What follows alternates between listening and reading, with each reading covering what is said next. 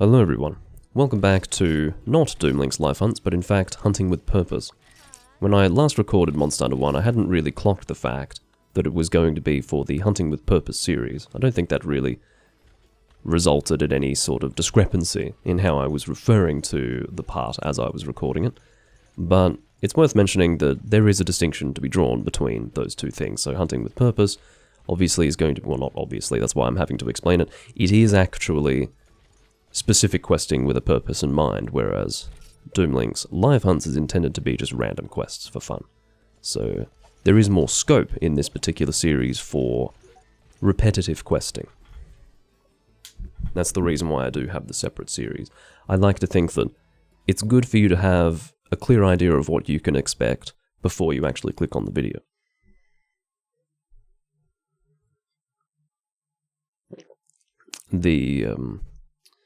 The formats are slightly different.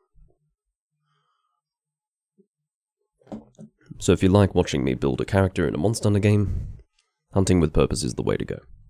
If you prefer just watching me use, like an end game profile against various monsters with no rhyme or reason behind the posting of said quests, that would be Live Hunts that you would like to watch. Or that you should watch. I suppose we're leaving the trapping and the tranking to someone else, that's fine. I was in the unenviable position recently, doing this very quest, of having one of 3 tranks stolen from me by Mellings. Now, of course, most of you will be aware that you only need two tranks to successfully capture a monster. But, tranks in old Monster Hunter, and I do refer to all of 1st gen, are extremely awkward. They almost sail in this strange arc that's... you would suspect that it's designed to not hit the monster rather than hit the monster, so it's entirely conceivable that throwing 2 tranks is not going to result in a capture because, I don't know, there's a flailing limb that the trank failed to hit, and there you have it. If you've only got 2 tranks, you're very likely to fail a capture. It didn't happen. I was very careful. I stood well back from the monster and let the arc of the trank make contact. So, that was good. I think Rathalos usually starts in Area 6. But... and we can see that Shiro is actually going there now. So if he's going to engage the monster in 6, we probably want to go and join him, because it's not really worth traveling through 5, only to get to 6 anyway. Essentially, he will be at the top of Area 6, non-engageable, like, I don't think that's a word, non-engageable. Not engageable. I don't even like the word engageable, let's stop using it. He can't actually be fought up there, obviously, or at least not without great difficulty, but he will fly down here. So we can receive him once he lands, and then get the fight started. It's a very awkward way for the fight to start, you have to agree. Well, thank you very much, Peaberry. Always good to have positive feedback.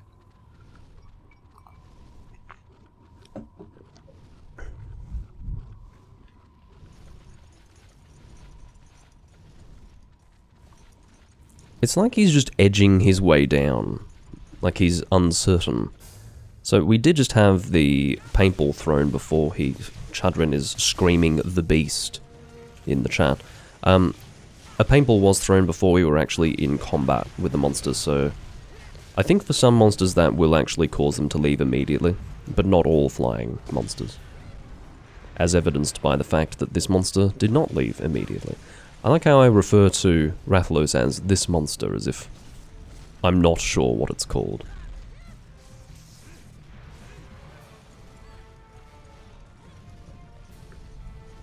I'm happy to hear that, Peter.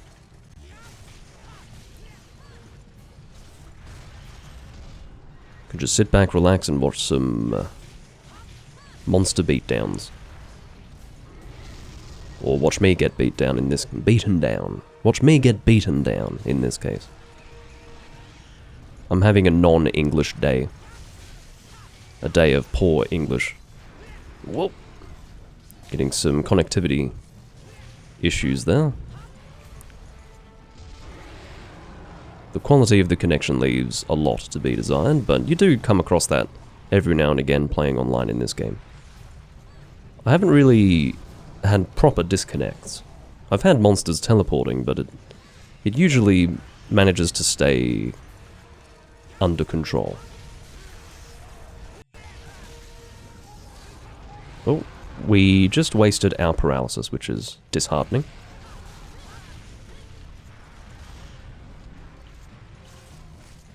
You may have noticed that I'm getting some frame drops, or I guess lag spikes, whatever you want to call them.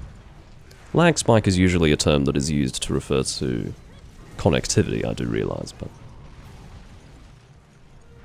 yeah, I might have to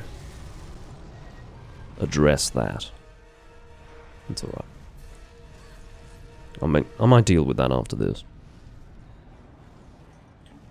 Alright, so I do believe he's flying away. If you were watching the icon, like, on Area 6... Oh, excellent, I got a scale. It's a very good thing that we actually cut that tail. Gave me a carving opportunity that I otherwise wouldn't have had. I don't know where the fuck I'm going. I'm so lost. What the fuck is going on? There I am. Yeah, you will have seen that even though Rathalos was obviously flying away, it seemed as if his marker, his monster indicator, was not actually leaving the area. That is because he was flying into a wall. And he does that every time he leaves Area 6. Very well designed, of course.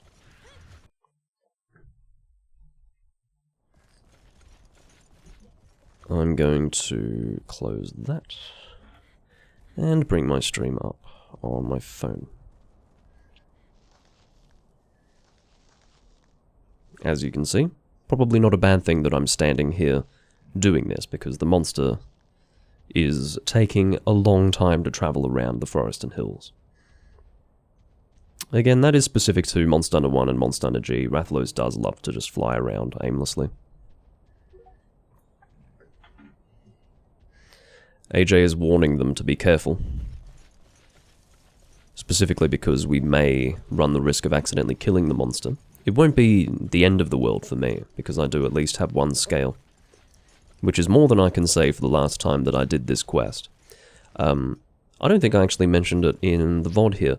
I am working on a sword and shield. It's the Rathalos Sword and Shield, and I'm in need of a few scales, probably somewhere in the region of 3 to 5 scales, in order for me to fully upgrade the Rathalos Sword and Shield. There are 2 Rathalos Swords and Shields.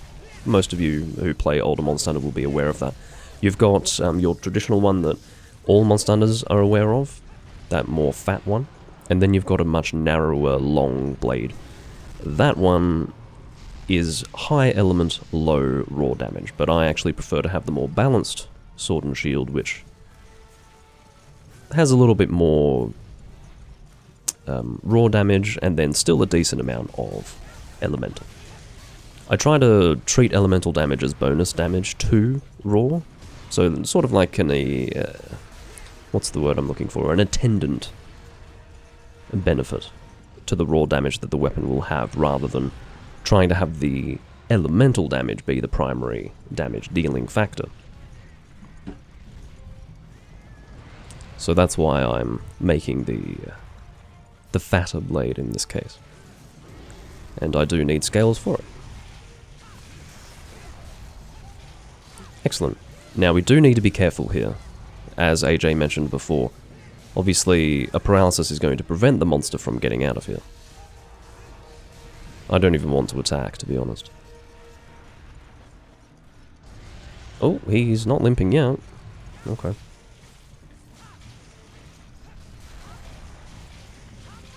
I can just see that we've got some strong weapons here, that's all. So I am hesitant. Okay, very good.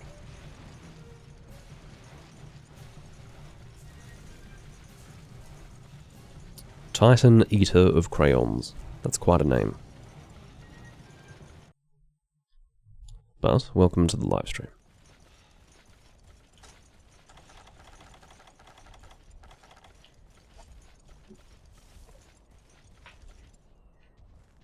He has gone to Area 9, but he's not going to stay there for very long, I don't think. Hence why Shiro has taken himself to Area 4.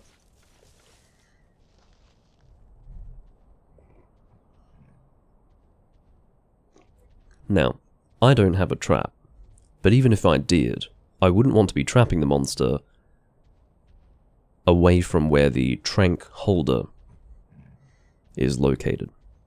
Because tranks are actually a supply item here in Monster Hunter 1. So whoever holds the tranks indeed holds the key to success. So it would be of no benefit to either myself or the team to trap the monster without the trank holder. I'm calling him the trank holder. It's a strange title, but he's going to have to accept it. Yeah, it's not going to help me to trap the monster unless the guy with the tranks is there to throw them. I'm just drinking coffee. It's not that I need it, it's just I'm kind of in the habit of having a beverage when I'm live streaming, so having coffee is just a nice way to, have a beverage. There was a period of time where I was drinking tea on the live stream, and I tend to drink tea in nice bone china. But the problem with bone china is that it's mostly white, and the lighting of my recording is such that when I hold the teacup, it's so fucking white that you can't even really see it. It just looks like this blinding white thing that I'm bringing to my lips. It doesn't really work visually. So yeah, I'm drinking coffee. I do have alcoholic beverages, but that's a story for later on in the recording, I think, because that shit is heinous. What I've got in the fridge right now is some fucking garbage, but I may consume it on camera. It's essentially reconstituted blueberry juice mixed with sugar and vodka. It is disgusting. It is truly, and it's bright blue. It's truly an unsavory liquid. And, yeah, that's why I'm drinking this instead, at least at the start of the recording here. Hello, Star Fury.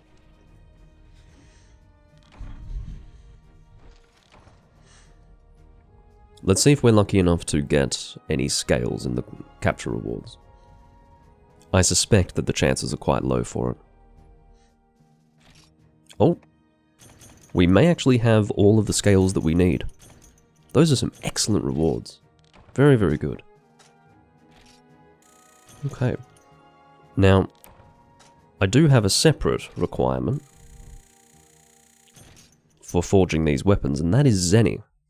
I don't have enough Zenny to make both upgrades. I can make one of them, because it's 1200 Zenny for the next one that I need to do, but then after that, it's probably going to be something like 1500. And it would just be unreasonable to sell enough monster materials in order to get that. I've played with these guys before, Rika and Dante DMC, but they're doing their own thing at the moment, which is fine. Presumably whatever we are going to do is going to be inclusive of the HR1 guy.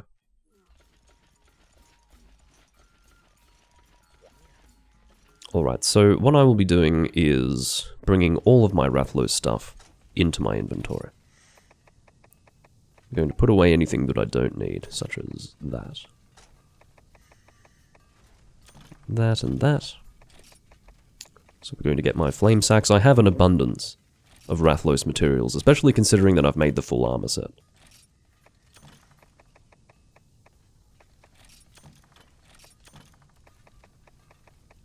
In a game like this, you are going to be hunting the same monster fairly often, it has to be said. I don't think I actually need any webbing for the weapon.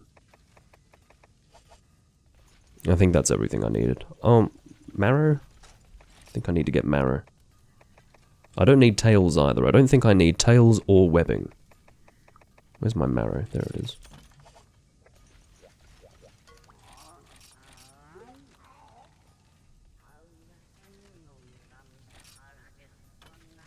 Okay, so I still don't have enough Zenny It's just shy of 1300 that is needed, so I will actually need to sell some stuff. Despite my expectations. So... I'm always hesitant to sell some things, but...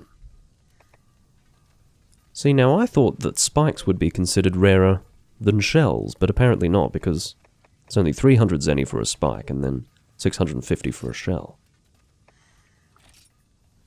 I'll sell 2 shells by the seashore, and at least forge this. This is my Flame Falchion. This is already very similar to the final upgrade. This is essentially appropriate for endgame, but just not as strong as it can be. So I will make that upgrade now. I'd be more than content to use that against any fire weak monster that we might encounter. Shit. Remember when I said 1500 zenny? That was obviously a conservative estimate, because it turns out that I need 1 more scale and a shitload of zenny. That, I mean, 41,340 zenny is a lot in this game. Although I do recall my final upgrade for my sword and shield with poison, the poison battle axe. I do remember that being similarly expensive, so... Wow.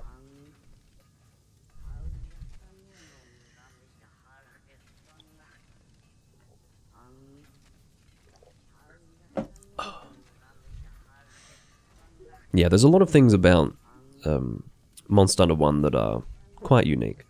Star Fury mentions that it's nice to see all of these people in the hall together, and with none of them with weapons on their back.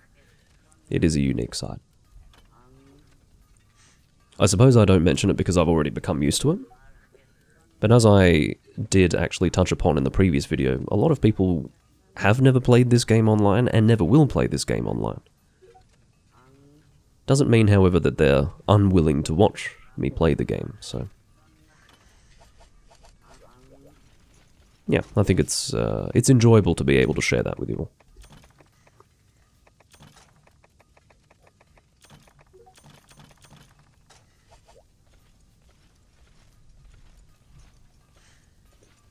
Well, it seems that Shadren ate guts and oily raisins, and had a truly terrible meal as a result. It's going to be some time until I fully upgrade that sword and shield. While I don't yet have the materials required for it, as is probably quite obvious, it's not worth me selling enough of my monster materials to get that zenny. So I'm just going to have to sit back, relax, and accumulate some zenny from doing hunts. That doesn't preclude the selling of monster materials that I get while I do that. Like, it's just what I currently have is probably not worth selling. But if we hunt something like, I don't know, a Kezu, maybe, I probably would be willing to sell all of those materials.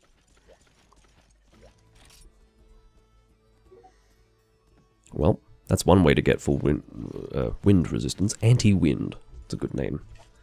Or rather, a good translation for it. Anti-wind.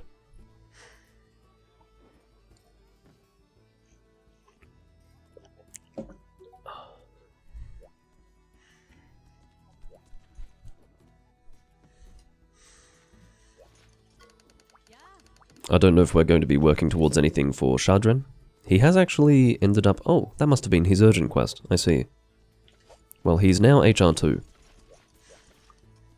See what we're doing now.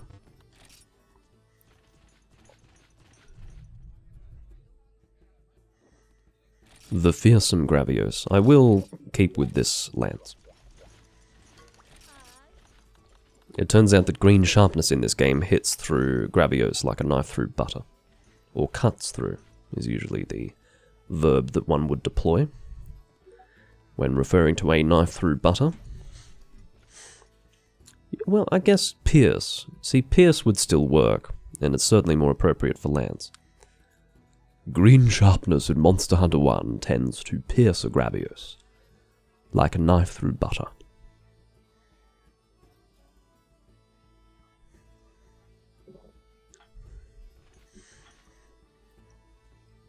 Keeping in mind, of course, for those who have not heard it mentioned in the previous video, but green sharpness is indeed the maximum sharpness in Monster Hunter 1.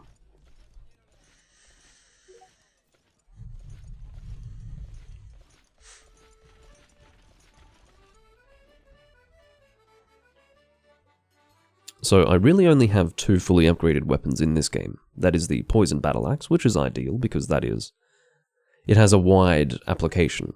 It's something that can be used in almost every quest.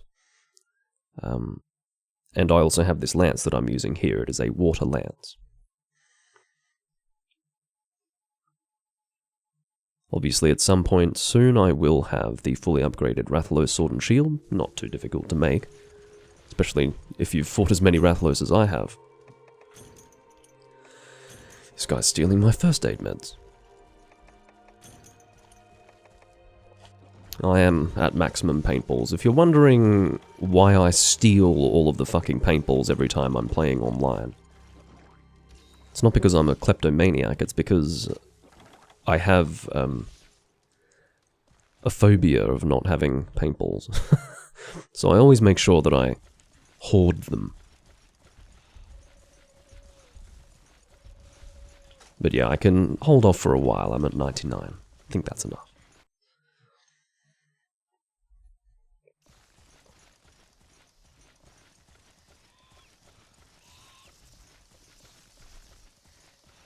I'm hunting a Gravios.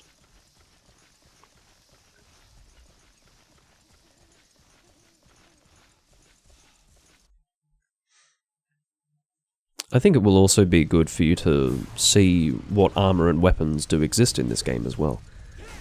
You know, weapons that exist right up to possibly even 5th gen, but certainly 4th gen. Actually making their appearance in the very first Monster Hunter game, such as this lance that you're seeing here. So that will be another benefit to watching Monster Hunter 1 stuff. You can see the history of the series a little bit. I'd say things like weapon designs would be a good example of something that Capcom got right from the beginning. In case in point, if you've got a weapon design that has not changed at all, from Monster Hunter 1 to, say, Monster Hunter Generations Ultimate, obviously the indication there is that something was done quite well and done correctly.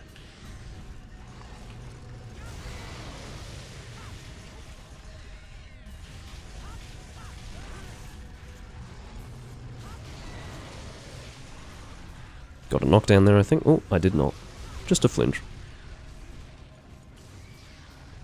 Well, I consider Gravios to be considerably easier in 1st generation versus 2nd generation.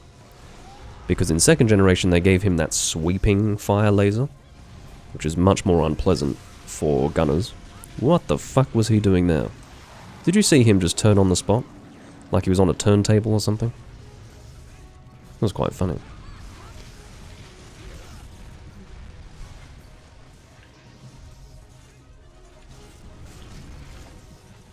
Oh. Need to get in there and take advantage of that paralysis.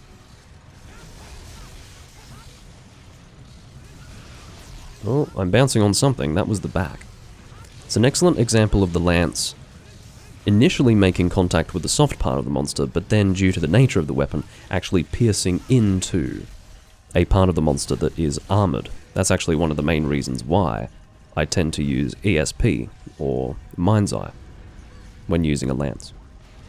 I've always struggled to explain that because that sounds so situational and so not worth having Mind's Eye for, but that was the exact scenario right there.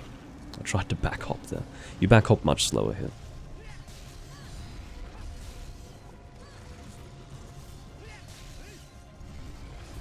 Get the fuck up, man. Well, AJ's gonna come to my rescue, I think. Thank you.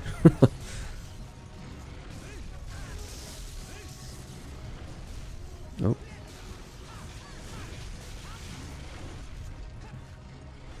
Okay, that tail's actually going above my head. It is sometimes unclear in old Monster Hunter as to whether or not a tail is going to go over you or hit you square in the face. I'm just going to hide in the bushes here.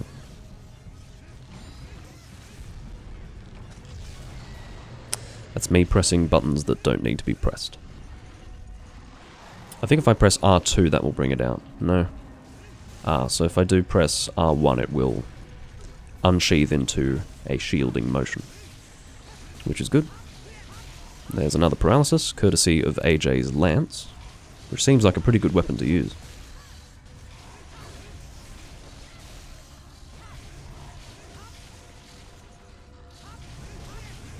Fortunately, we don't have to worry about not accidentally killing the monster this time. We can happily beat up on him. Or beat down on him? I don't know. As I said, I'm not having a good day when it comes to communicating in the English language. It's a slow day. Mentally slow day. There we go. That was kind of funny. That looked like an almost joust. I'm sure someone else dealt the killing blow there, but you could see that I hit the monster and then fell on my ass, and then the monster died. That would have been really funny if that was actually the killing blow. Because it's so not cool. When you're killing a monster, you want to be slaying them and standing strong, but I fell on my ass.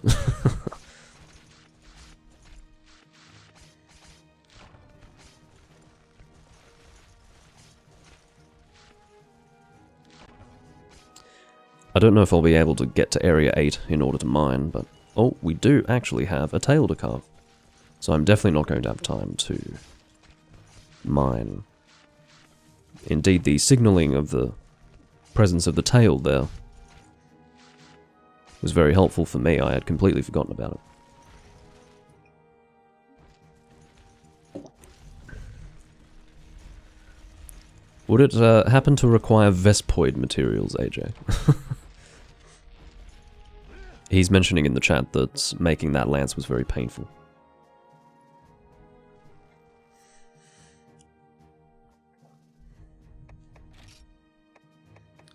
Those are pretty pathetic rewards, although I'm sure those, or rather this, singular, large monster bone will be of some use to me in the future.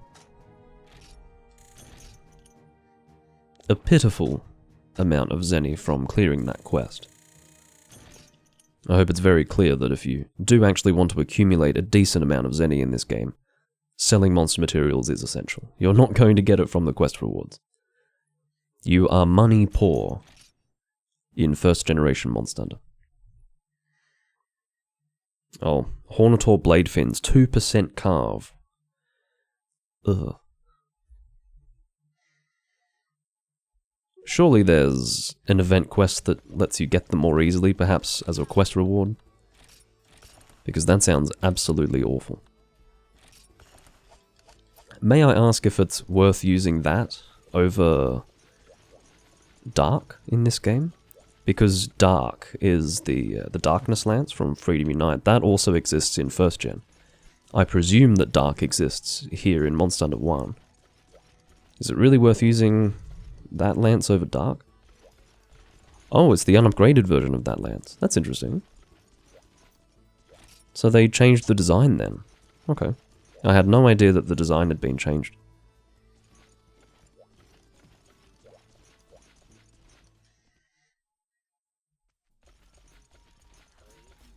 Because obviously Dark in the later games has that... Well, it has a different Hornator look. It actually looks like a Hornator. It's got the sort of shell of a Hornator.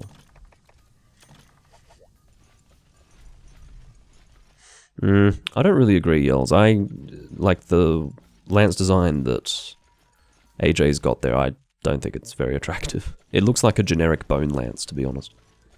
If you're comparing generic bone lance to...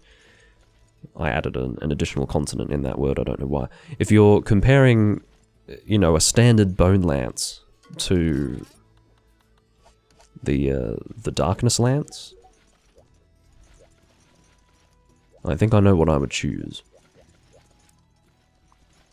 Apparently we're going to do Kutku next, or at least that is what has been requested by Shadren. Happy to do what he wants, though. I really just need Zenny. What am I doing? I'm changing to Sword and Shield. I do want to use my Flame Falchion, but I will actually wait for a monster that's particularly weak to fire before using it. Kut-Ku obviously is weak to anything. Not actually. He's fairly resistant to fire. My point is that he's fucking weak, but...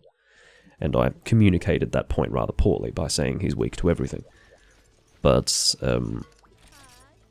yeah, I think I will wait until we fight a Kezu or something like that.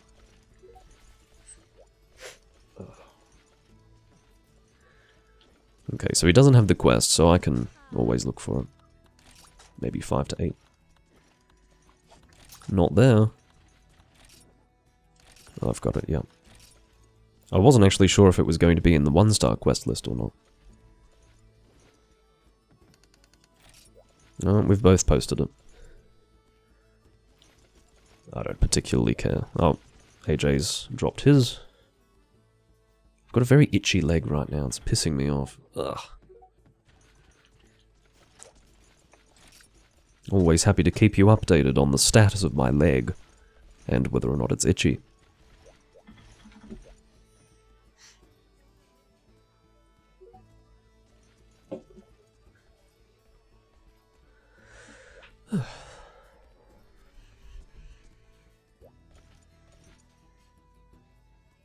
But yeah, I never did make that that lance in Freedom 1, the paralysis lance. I do have to get around to doing that, but I'm sort of tempted to spend time instead on Monster Hunter 1 and Monster Hunter DOS, rather than return to Freedom 1 and keep building on that character. I'm fortunate that having played Freedom 1 didn't completely ruin my ability to enjoy this game. I think if anyone wonders just how unique this experience of playing Monster Hunter 1 is, I can assure you that Freedom 1 is almost the same game in terms of content, but playing this actually feels marginally different. In a way where it doesn't ruin the experience to have already played Freedom 1.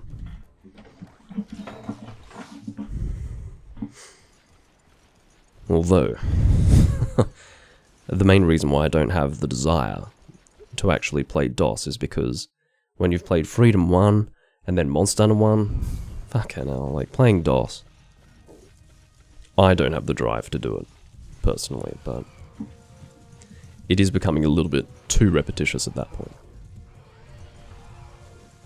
Can barely see this prick. There seems to be a stone head in the way. Oh, I'm pressing the wrong buttons. I'm pressing all the wrong buttons. I need to remember what I'm doing. This stone head is completely ruining my camera's ability to do anything.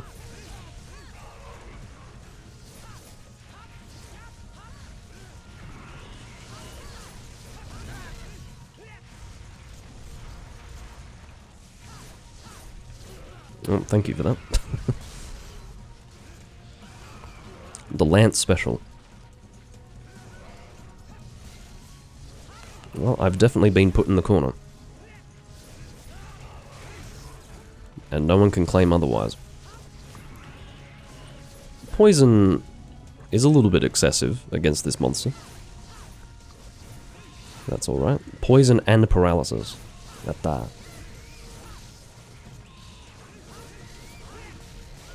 Goodbye.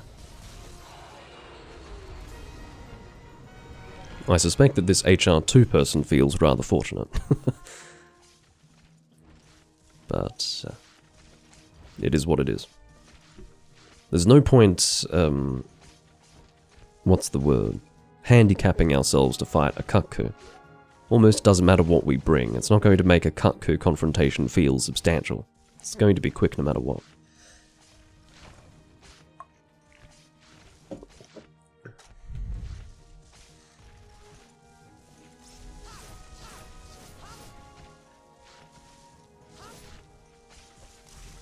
This time I will do some mining. Well, if I can get there in time. I think I've been a bit too slow. For a brief moment I thought we were fighting the monster in Area 1, but we are not, so it's going to take a little bit more time to get to the mining zone. I think I will run out of time. Definitely.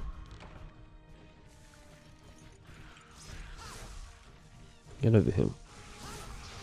Ironically, I was given more time because of the connectivity between myself and the host to get some mining done. That's really funny. Had I actually just continued, I would have been able to mine.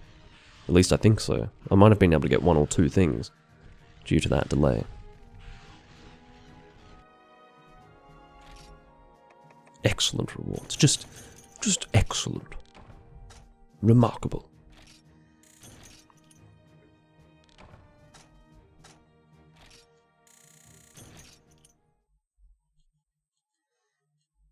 I shouldn't be expecting a good haul in terms of Zenny from killing a 1-star Kutku. Because I was about to start carping about the terrible Zenny reward again, and then I realized, well, hold on, Doomling. This is a 1-star quest. Let's not overinflate our expectations.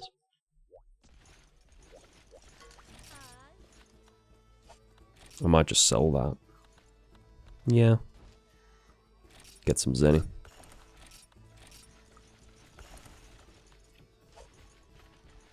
Might sell the monster bone as well.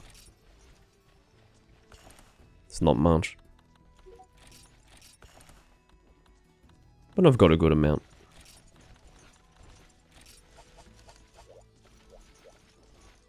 Got something else on the board. I should make sure that that's actually our group. It's not. I had a feeling that we probably hadn't put another quest on the board quite that quickly.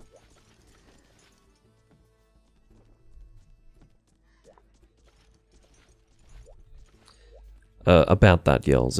I think it's 42,000. But that, like I say, it's a lot of money for Monster Hunter 1. It's going to be slow going, but as I say, I really don't have much else to do for my character. I'm sure I'd be able to get some other armor sets, but I don't have the appetite to do that right now. The armor sets in this game are not very exciting in terms of the armor skills, so I'm happy to focus on weapon creation. But precisely because that's the only thing I'm really doing with my character, it's appropriate that it takes a while to get the Zenny. The character progression's very different here, in this game. Accumulating the money is actually one of the most time-consuming aspects to the process, which is somewhat refreshing.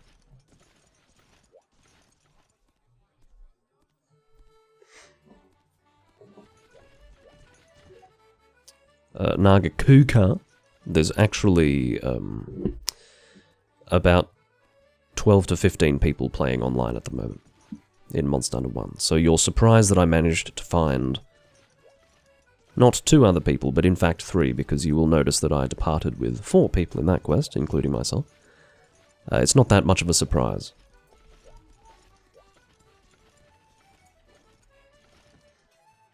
AJ has posted something.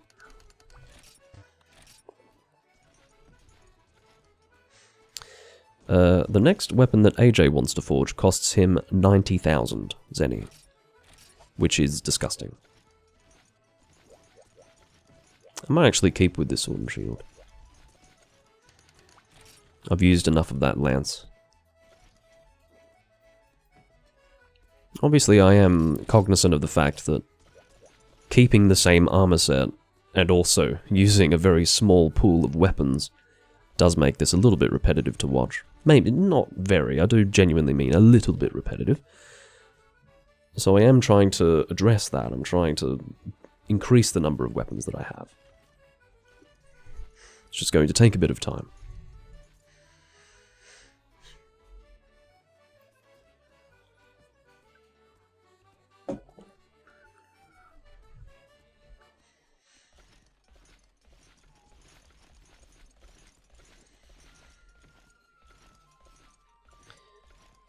In a moment of extraordinary acuity, Nagakuga mentions in the chat that AJ is AJ.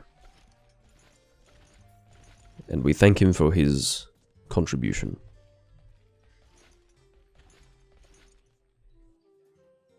Every piece of the guild set costs 98,000 zenny to forge. Why? Although I suppose if you're fighting Fatalises and... well, I guess Fatalis, yeah.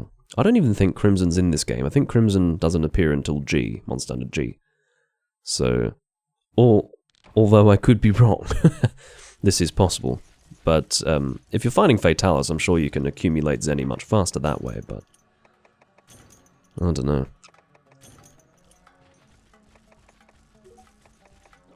And apparently the Fatalis armor set actually costs 192,000 per piece, which is actually disgusting. That is disgusting, but that's alright. They've chosen acquiring money to be the big time-consuming part of forging armor and weapons in this game, which is fine.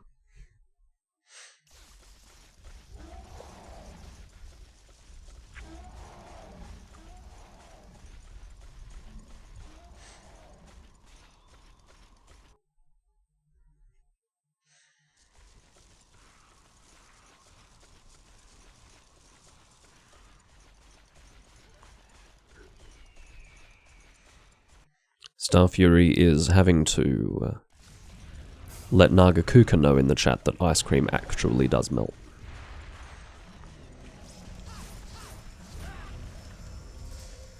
And we are all better informed, quite frankly, after having read that.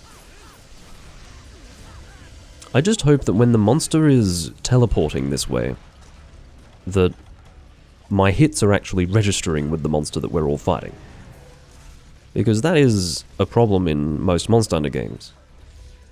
If your attack doesn't actually make contact with the monster on the host's screen, really, that's an interesting place for your horns to get stuck.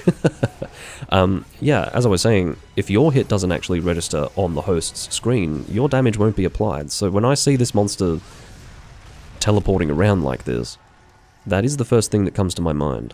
Am I actually applying my damage here?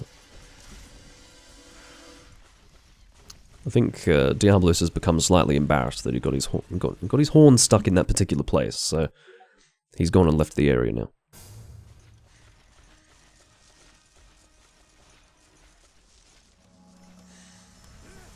Where art thou? Oh.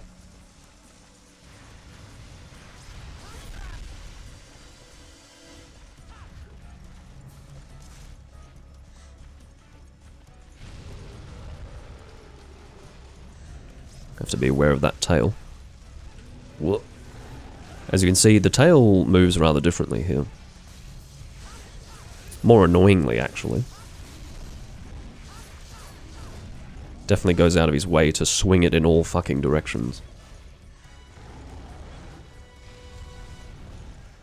Yes, that is of course lag compensation, Nagakuka. Sometimes your damage will be dealt to the monster even though you didn't make contact. Same principle.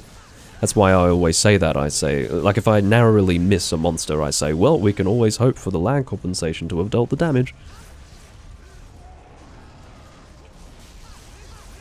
That's my wishful thinking in action. Jesus! Monster Hunter 1 Diablos is a tail-swinging extraordinaire. King of the tail swings. I'm gonna try and cut that shit off as best I can. It's not easy with a sword and shield, but particularly not if I'm bouncing with green sharpness. Oh, fuck you. I will prioritize healing.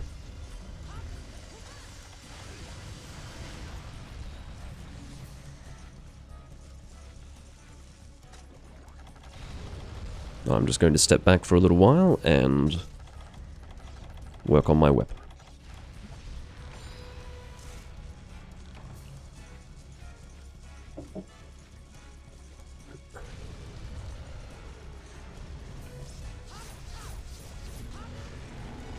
See, the fact that that fucking tail can hit me while I was standing in that position is unconscionable. Capcom obviously re-evaluated that and realized, okay, that was a bit silly. Although the tail can actually, if I think back to the swing that replaced it, the swinging animation that replaced what we just saw, it probably has similar reach to that. But I suspect it's not quite as bad as that. It's similar, but not quite as bad.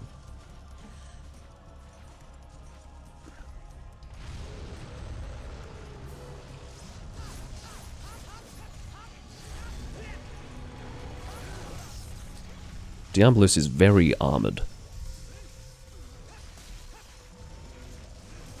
So I definitely need to be aiming for his legs. Which I have been doing, of course.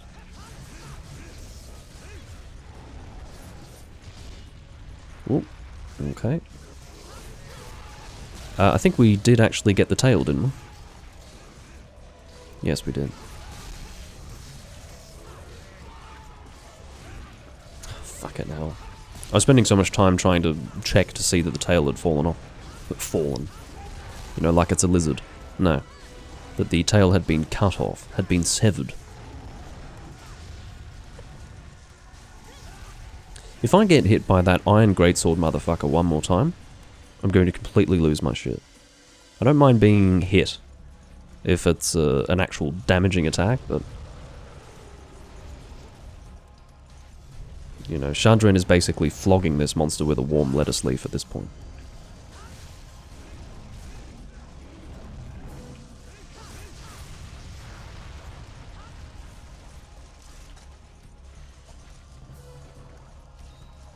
I do need to stress that it is, of course, not Shadren's fault for hitting me. It's just the connectivity, you know. He sort of just appears in my general vicinity, which causes me to get hit. It's annoying for me, but it is the reality of multiplayer.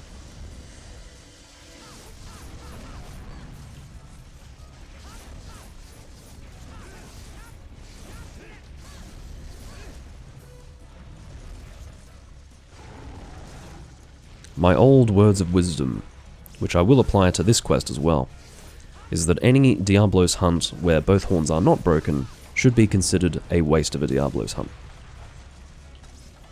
Even if you don't need Diablos horns now, you may need them in the future.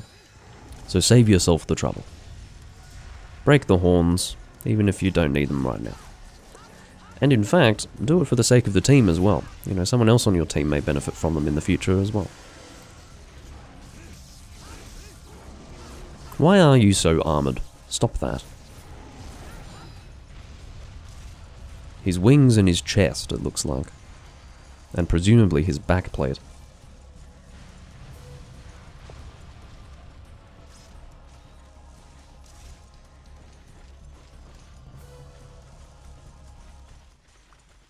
I will carve this tail while I'm looking at it. Whether he left the area or not, I was going to carve that tail. Getting a closer look at AJ's lance, it doesn't look like a bone path weapon. The shield looked like a bone path weapon. It looks a bit cooler than I thought. It's got a bit of a tuning fork kind of look to it. I don't really agree with Yells and his assessment that it's... What did he call it? It was a bit excessive. He said it's... Oh, God. Super good. He called it super good. I would not agree with that, but that's just me.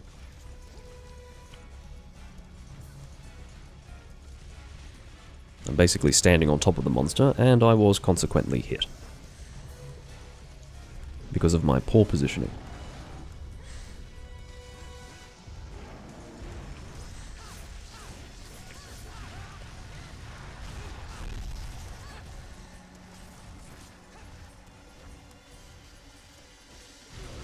Oh, fuck off.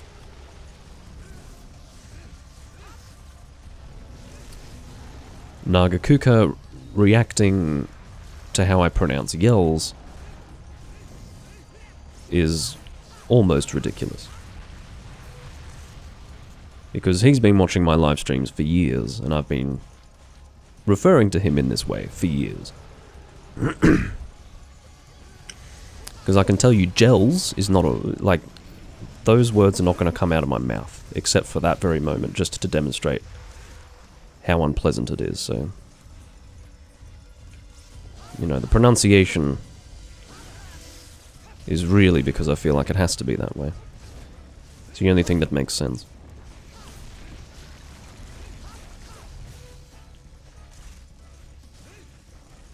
Oh god. Well, I didn't actually see a digging animation, he just disappeared. He instant transmissioned into the ground.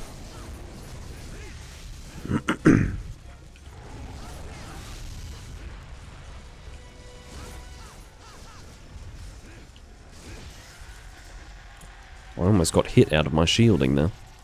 That would have been annoying. As you can see, this Diablos is considerably more robust as compared to the other monsters we were fighting. He's got a lot of health. He's been properly, you know, attacked by the team. And he's been suffering my poison damage, so...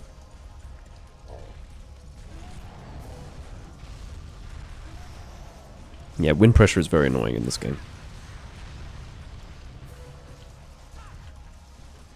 It's not as directional. If you're anywhere near it, you will be affected. This fucking camera, you know, if you ever get an almost visual fatigue watching this game because of how the camera is just spinning around and snapping into different positions, I can assure you that has nothing to do with what I'm doing and everything to do with how this game deals with wall recovery. It doesn't deal with it very well. It makes an attempt to recover, and it does it by basically giving everyone motion sickness. So, again, don't blame me, blame the game. The worst thing about it is that it disorients me so fulsomely on occasions that I actually spend a full 3 to 5 seconds trying to make sense of what the fuck's going on and to actually take a moment to fight the camera while it does that. Because sometimes when it puts the camera in a particular position, I actually can't move it at that point. For as long as I'm standing where I'm standing, the camera will remain stationary, static, and immovable.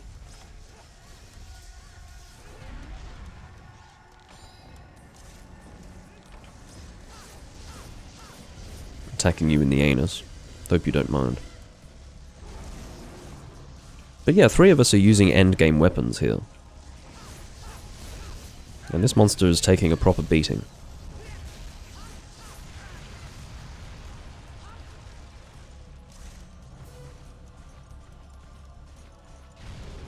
So yeah, the game balance is very strange.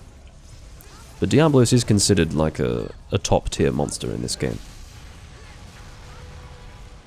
He was a very late fight in the village, one of the last monsters. And you can see why.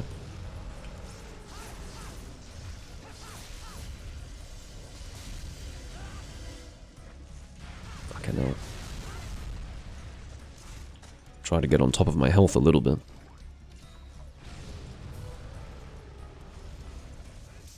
Very good.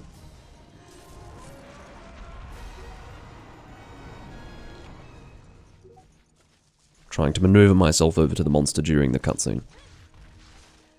Or the death scene.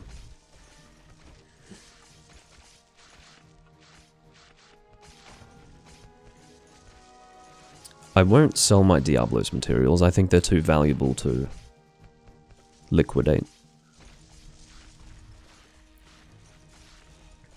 I'm not too sure yet what I want to make, but I do see a lot of people walking around with Diablos mixed sets in this game, so I suspect that I should hold on to my Diablos stuff for making armor in the future.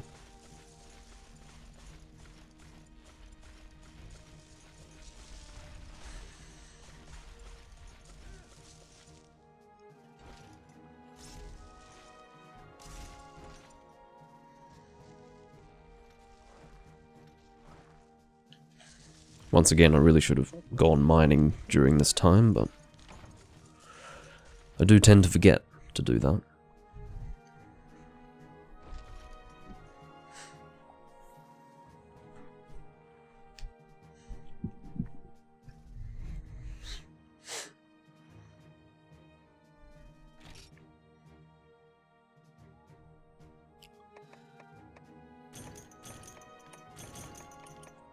I will take these bone husks, actually. I encountered a situation where I did need small bone husks, and had to actually wait for a specific day when they were being sold by a vendor in order to actually upgrade the weapon that I needed them for, and that was actually the bone sword and shield that I was upgrading through in order to get to the Rathalos sword and shield. And of course, the only reason why I didn't have the bone husks was because I have such a dearth of space in my box in this game that I have to be quite ruthless with what I take and what I sell. Or rather, what I hold on to and what I sell. So it's just frustrating to be put in that position because it's an experience that's alien to me. You know, I would never pass up on, I guess, a material in the later games because I'm such a hoarder of materials in those games.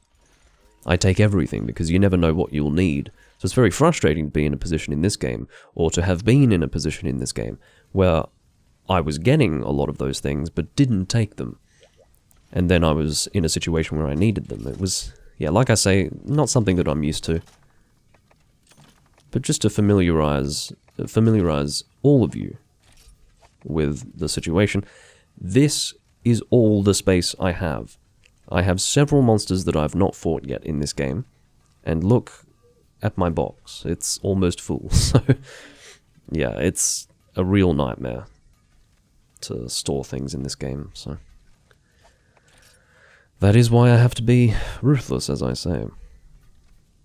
Yes, a real-life day. So how it works is everything's on a bit of a cycle. Event quests are on a particular day, even some things are being sold on a particular day. It all goes in a sort of rotation. You've got days where certain things are sold by the vendors. You've got days when it's half off price.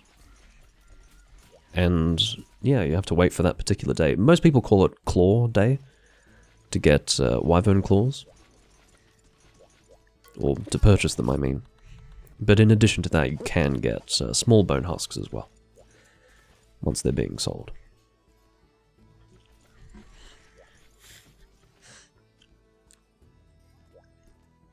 So yeah, it doesn't have to do with the quests that you depart on. There's like an internal clock within the game that will dictate when things are sold. It's just one of the old city mode things. Alpha Monster Hunter Team. Or Alpha Team Monster Hunter.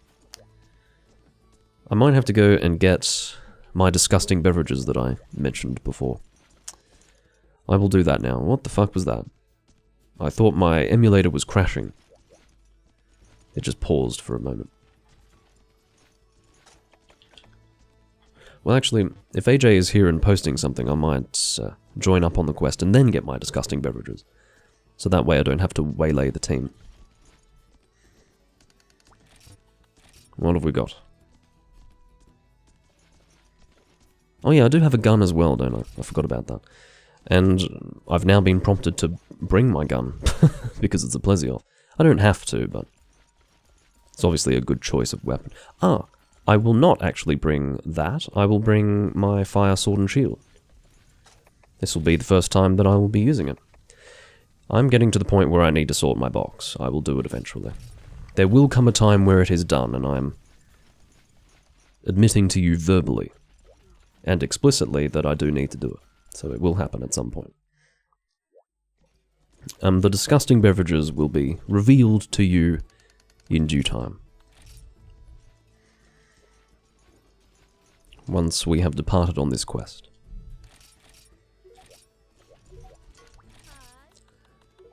Even those among you who have a sweet tooth will find, or rather would find, these beverages utterly rancid if you were to drink them.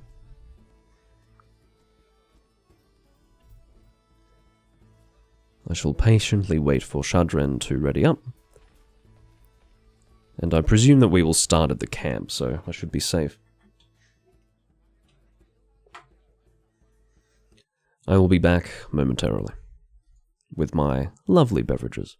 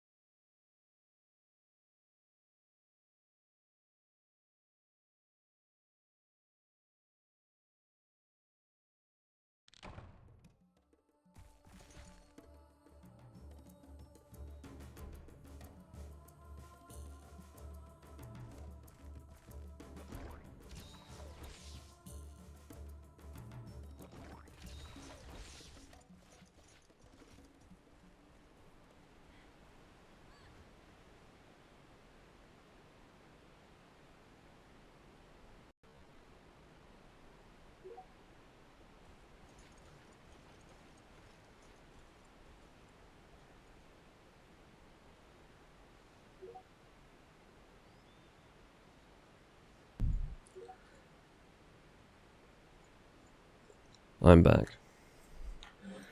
I hope I haven't tantalized you all too much by warning you of what I'm about to drink. It's not as disgusting as it sounds. It's pretty gross, but it is blueberry-flavored vodka. Or rather, vodka flavored with blueberry, as it says. It is, well, the ingredients are in this order: carbonated water, sugar, vodka, reconstituted blueberry juice, among other things. Yeah. So, it's also bright blue. Like, fucking fluorescent blue. So, why do I have it, you ask? It's only because it was being discounted in my local grocery shop. And I do regret buying them even at a discount.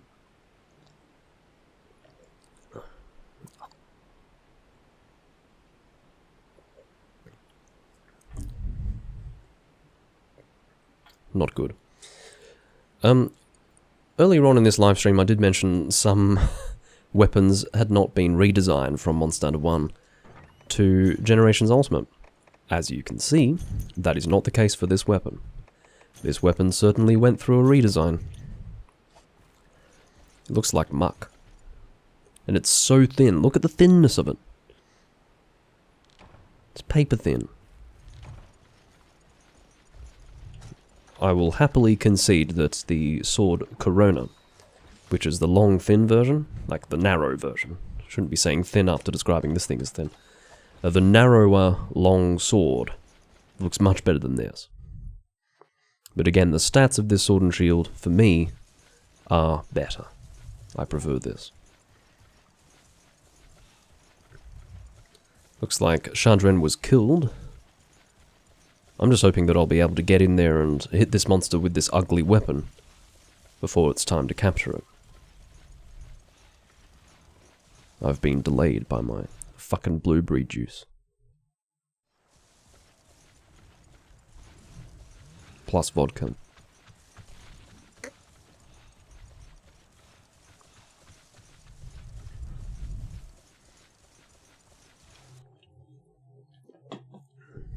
I do love that that long sword Pepe the Frog. It's a lovely emote. Alright, let's get in there. Get things done. Oh, never mind. Instant transmission. That is a motorbike. A very loud motorbike. That's got beautiful exhaust notes. Listen to that. You probably can't hear it very well, but that's got some real depth to it. I'm sure he's very proud of the sound of his motorbike. And he should be.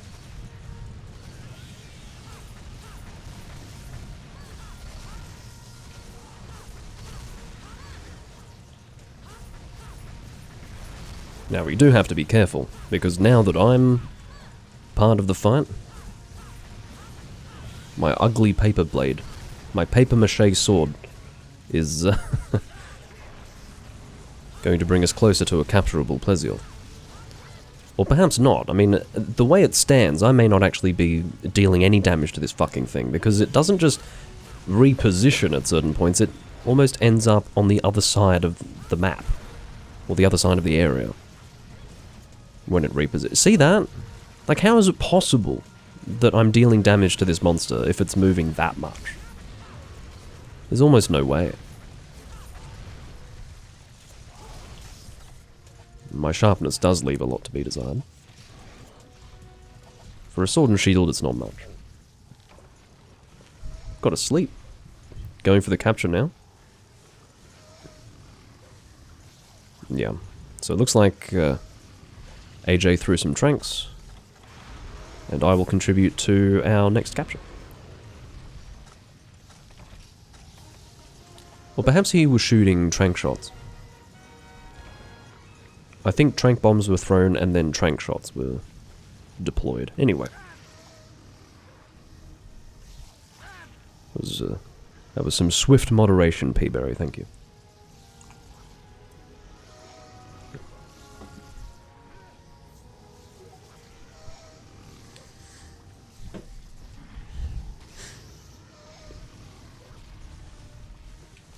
Yeah, man, who needs an actual viewership if I can just have bots?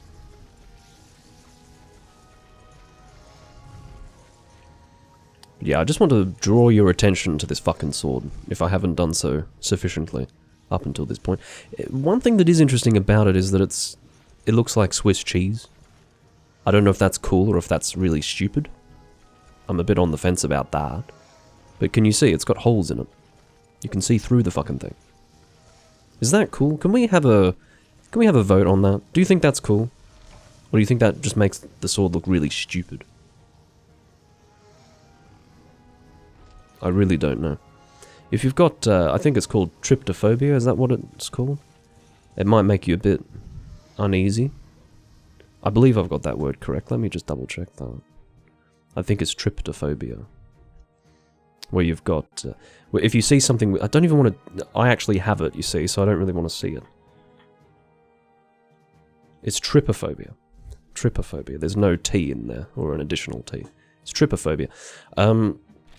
Yeah, maybe that would turn you off a little bit, but as I say, I have it, and it doesn't really gross me out, but... yeah.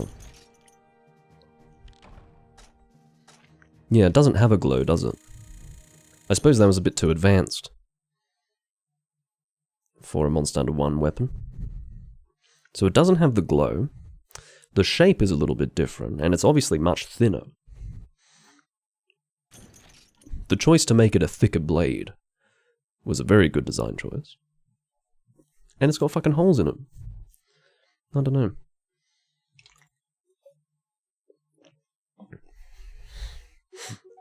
P-Berry thinks it's cool because it's like it's melting from its own heat.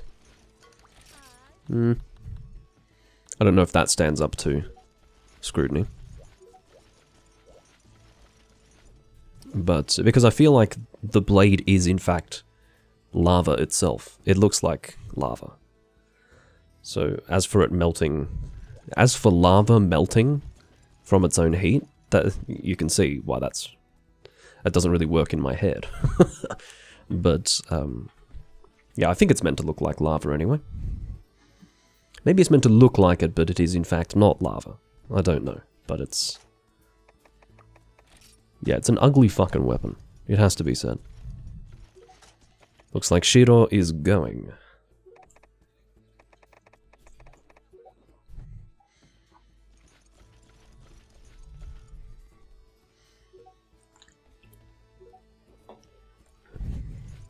We just had 4 people leave at the same time. 3 of them were not hunting with us anyway, but it was just funny that... you tend to get that. I don't know why. In Monster Hunter 1, when one person leaves, it's like dominoes. But, yeah. I'll be hanging around with my Swiss cheese sword and shield. As much as I'd like to do this urgent quest, we do have an HR2 with us, so I don't really have the luxury of doing that. Jeez. When I first entered this room, this guy was HR1. He's already HR4, so I didn't realize we were actually doing key quests while we were progressing here. And obviously doing quests, I don't know why my whole emulator is shitting the bed every time someone leaves this area. But anyway, obviously posting quests like Diablos is going to help this guy get HRP and progress through the ranks quite quickly, which has happened. But yeah, we are still limited to quests that he is able to depart on, and Lao Shan Lung is not an example of a quest that he can depart on. No, AJ, it is an HR join requirement of 9. He can't join the quest. That's what I was getting at.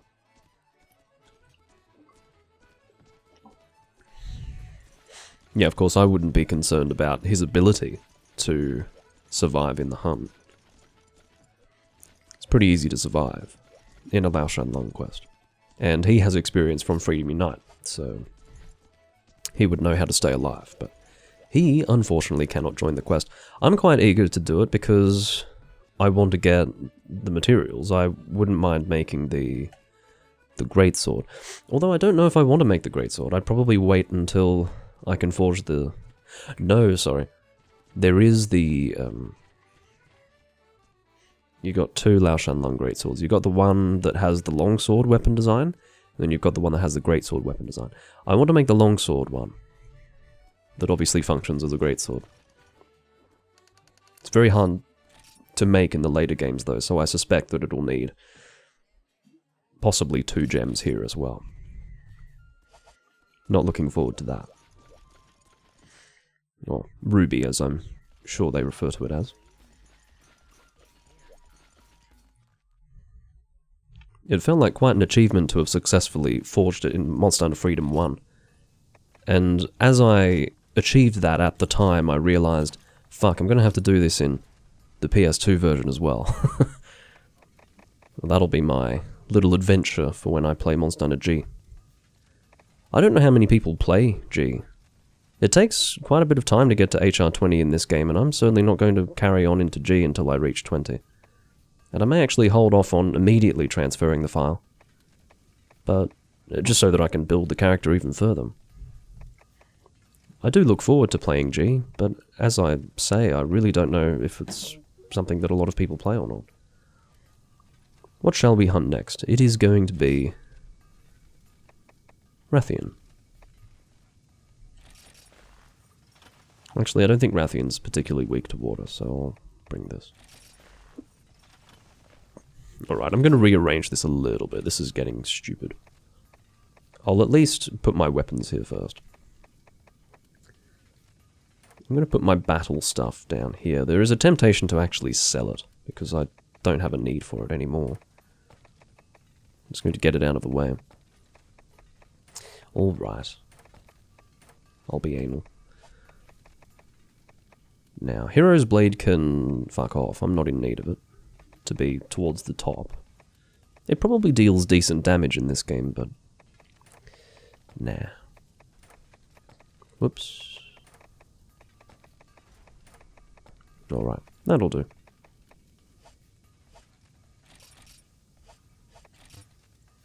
I already have the Poison Battle Axe equipped. That will suffice.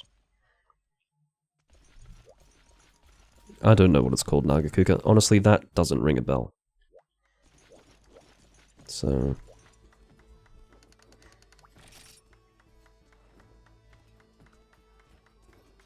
yeah, I'm not really surprised that less people play G as compared to Monster Hunter 1 JP. I probably haven't made that clear, have I? I probably haven't made that clear recently at all. I am actually playing the Japanese version of Monster Hunter 1. So this version doesn't actually have dual blades. It was only the international release that had dual blades included. So... yeah, the reason why I'm doing that is so I can actually carry my quest file. So I can carry my character over into Monster Hunter G later on. I wouldn't be able to do that if I were playing a different version.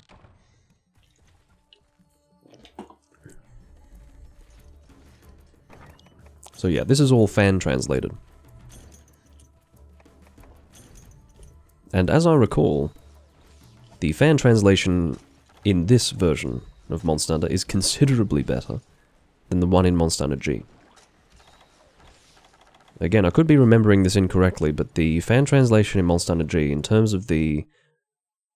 how do I describe it? Not the arrangement, but the... For lack of a better phrase, the positioning of letters on the screen. The formatting. That's the word I'm looking for. The formatting is quite poor in Monster Hunter G. But beggars can't be choosers. If that is the way the fan translation is in that game, so be it. I think it might be the font, or... no, it's not even the font. It's just the formatting. Doesn't look good at all. Whereas this looks like it could actually be official. It's very well done. I was very impressed when I first saw this, after seeing the Monster Hunter G translation. Is that Pellet? AJ, what precisely are you playing at? I am using Sword and Shield, you know. That's unlikely to inconvenience Shadren, but as a Sword and Shield user, yes, I am going to be terribly inconvenienced by Pellet.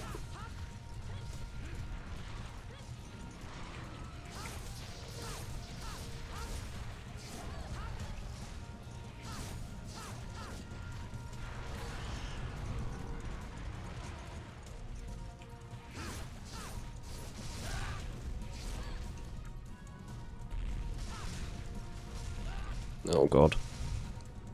But yeah, Portable Third is in the works for an updated translation.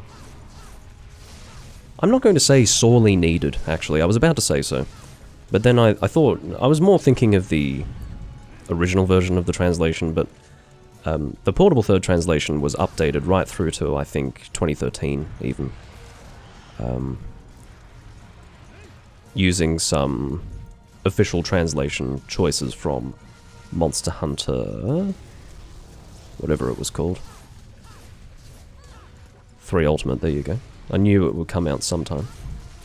But, yeah. It may not have been 2013, maybe 2012. I do always forget about the 3DS release. Sorry, I just had to... my breakfast came up briefly there, when I mentioned the 3DS version.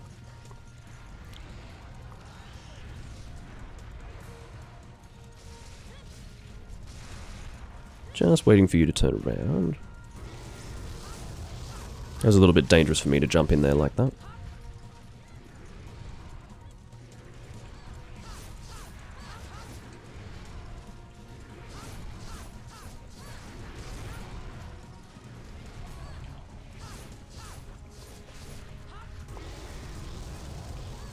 Oh, not good positioning at all.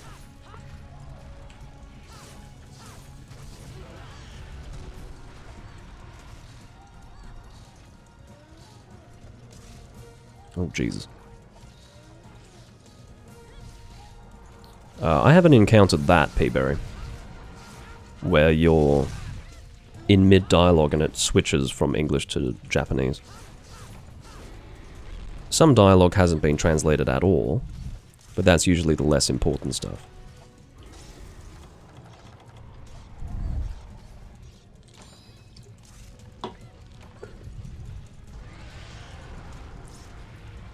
I really was hoping that your attack had finished there, Rathian.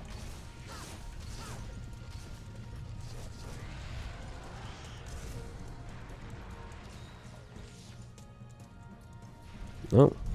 Well. I suppose P-Berry's actually been reading the dialogue. I would have read it a little bit many years ago, but... yeah. P-Berry confirms that there are actually... I suppose, lines of dialogue that are not completely translated, they're actually half translated.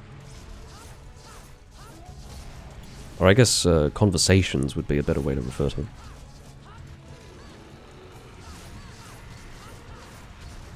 Partially translated conversations between oneself and NPCs.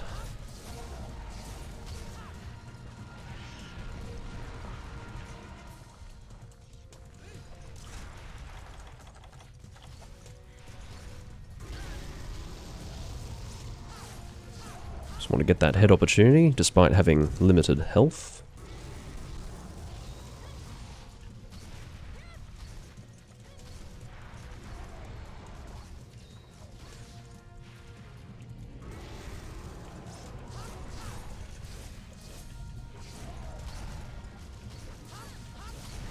Ow.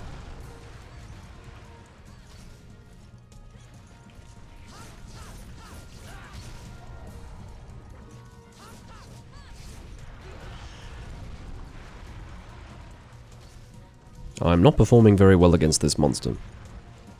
It does have to be said. Oh, we've got a limp. But she's not leaving yet.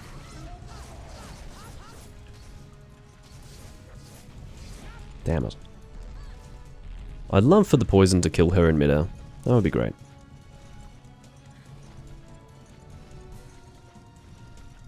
Well, she's become a little bit confused, I think. Come on, get a flinch. There we go. That's what we need to delay her departure. That worked out very well, so she would have reached either a health threshold or become flinched or something like that. Something perturbed her when she was in the process of leaving, and it caused her to fly around in a circle. And then I was able to delay things further by flinching her on the head as she was about to leave again.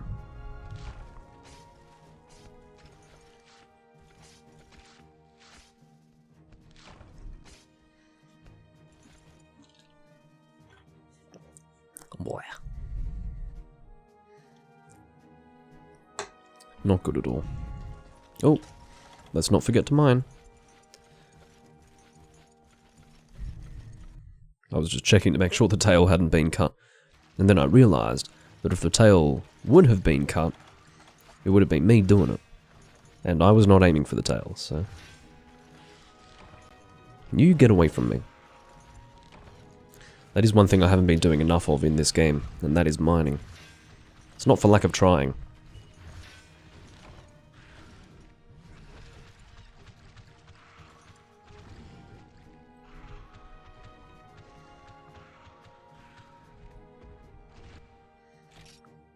That's a lot of rewards.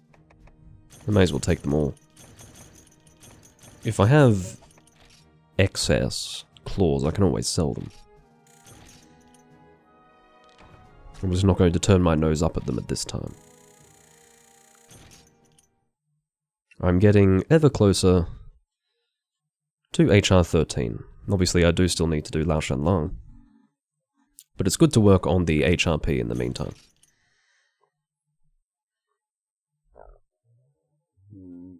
Excuse me. I hope that wasn't audible. That was unseemly.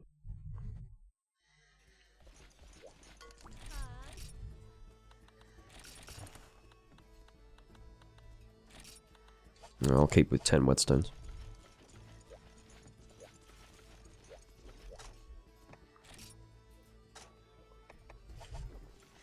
I will actually deal with my inventory. A few things need to be put away.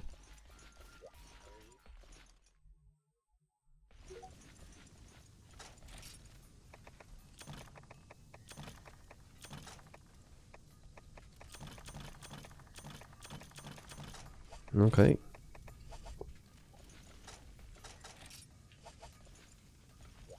So, what is our Zenny count? It is 6,000. That's excellent. Not. Oh, I'm actually... sorry. I actually need 31,000 HRP in order to reach HR 13. I thought it was closer to 28,000. Obviously misremembered that.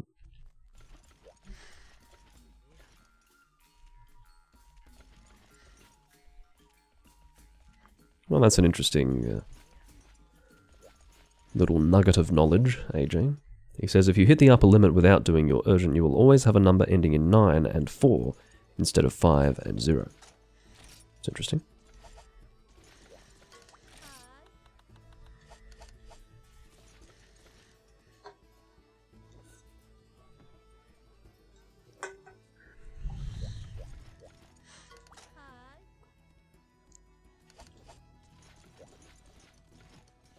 Yeah, at this stage, as I mentioned, we are accommodating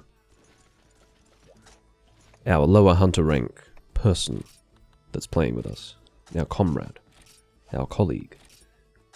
Raideth is in the room. I'll say hello to them.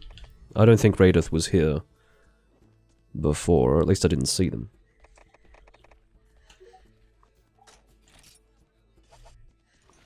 That's my way of hopefully including them in hunts going forward. because we do obviously have only 3 people at the moment, so this person is welcome to join us if they were minded to do so.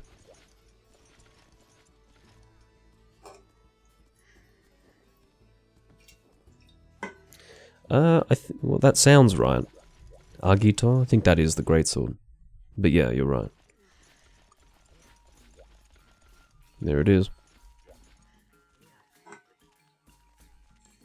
If it's not Agito, that is definitely a name of a greatsword. It's frickin' big. Maybe it was being used by the equal dragon weapon or something.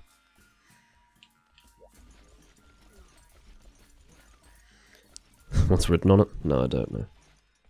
It's not Japanese, so... it's probably some Wyverian shit. It looks like scribble. But... anyway.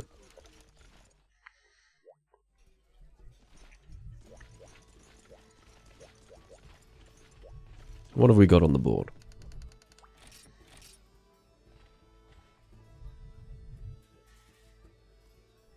Plesioth again. I'm not complaining, it gives me a chance to use my ugly Swiss cheese sword and shield.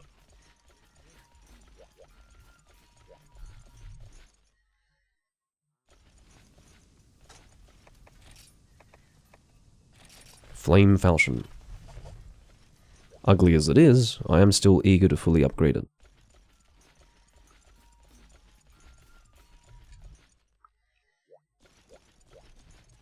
I think for this quest I will sell the materials that I get.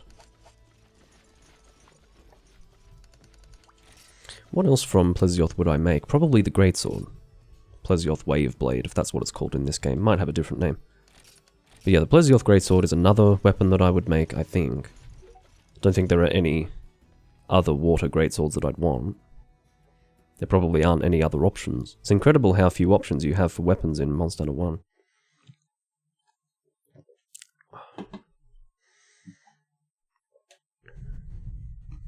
Yeah, I'm pretty sure that's all that I would have access to. So there's that. I think... so I've already made the light bowgun for Plesioth, so that wouldn't really be a consideration anyway. I wouldn't be forging that weapon, but not something else. Or rather, there's nothing that weapon would shoot, I don't think, that another gun wouldn't be able to shoot well, so... unless, of course, I wanted to shoot water shots. But there are no elemental shots in this game, except for, I think... well, there are elemental shots, just not the full array. I think dragon shots might be in the game, and maybe one other elemental shot. Something like that. I don't remember clearly, I just remember that it's not standard. It's quite different in this game when it comes to elemental shooting. So... but I seem to remember the dragon is in the game. As for why, I've got no idea. But... like, why have dragon shots but not another element? I'm not sure.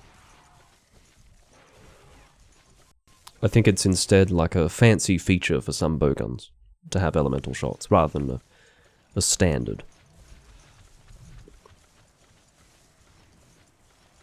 Tempting as it is to attack you, Bullfango, I'm not going to be doing battle in this area, so it would benefit me in no way to actually kill you. Well, it would benefit me. It would be mildly entertaining, and actually satisfying. But I want to save my sharpness for the actual monster.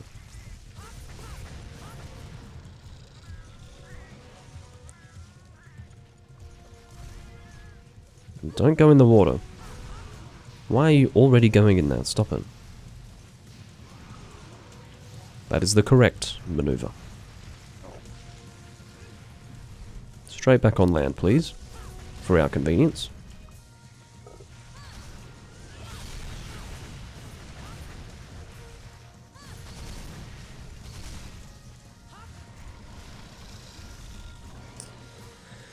Well, this is slightly annoying. I don't know why I just gave up there. I gave up as if it were a foregone conclusion that this monster was going to go back into the water, while we very quickly established that that is not what was happening. I've said it before and I'll say it again, if I keep getting flinched by Shadren, despite the fact that he's not actually contributing any real damage to the fight, I am going to become increasingly frustrated. But anyway.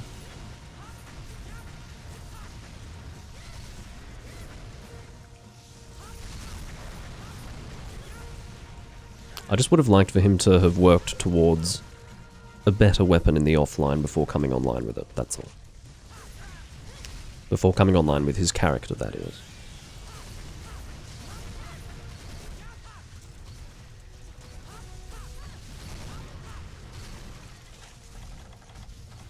Once again, not too happy with my sharpness here. But it's alright, it's not fully upgraded. I shouldn't be having this problem once I have raised the necessary funds to take it to the next level.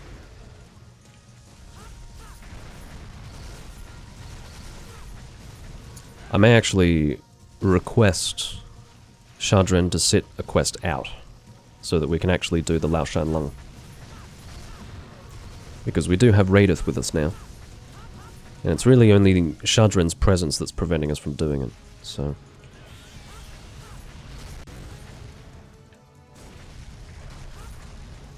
I think I've indulged him enough already. Quite frankly, I think he needs to go offline and make a better weapon. But that's just me.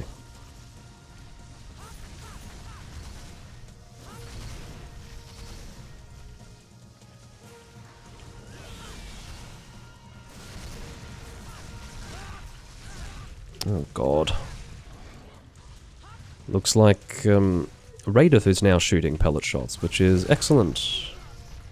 One of the axioms of multiplayer in Monster Hunter, of course, is that pellet is not to be used.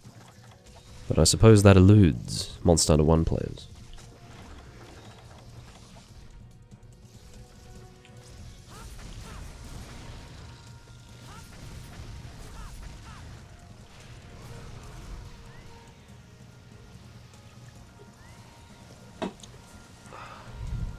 I think we're actually getting an area change. Oh no, we're not. He's just swimming around.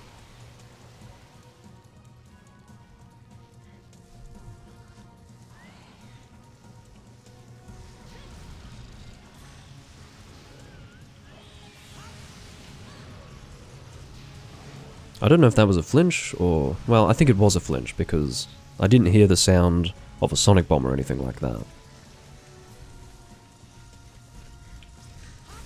Of course, if you have crag shots, I think that's... Oh, that was my mistake. I was not anticipating Tranks going out there. So... Well, yes, it is a capture quest. I just didn't notice that the back fin was down, or the dorsal fin, whatever you want to call it. And I presume that's how you were able to tell that he was capturable, but... I hadn't taken notice of that.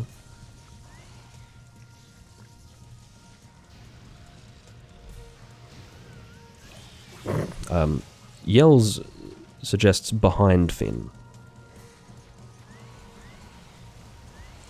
I'd say dorsal fin might be the best choice. Or fan. Dorsal fan, perhaps, even.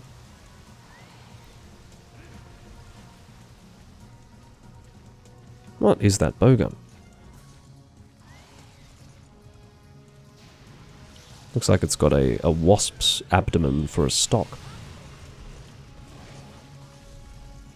Alright, we've had our flinch. Hopefully enough Tranks are hanging around. Okay, well it looks like Raideth isn't concerned.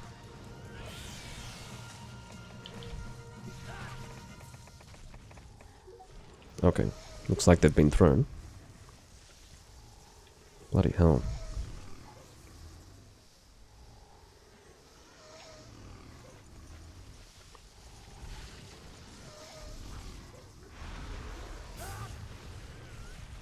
I think AJ's got Trank shots on hand. Very good.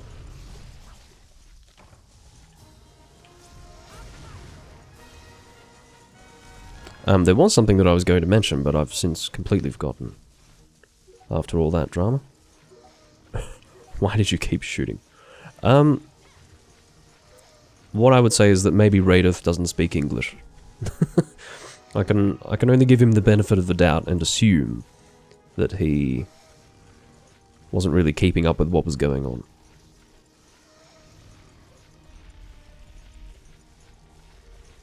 What gun does he have? He's got the Gravios light bow gun.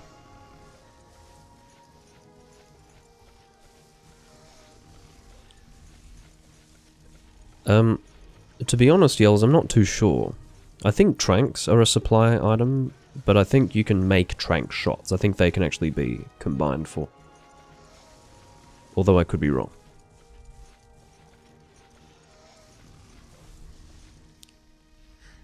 Alright, catch you later, Star Fury.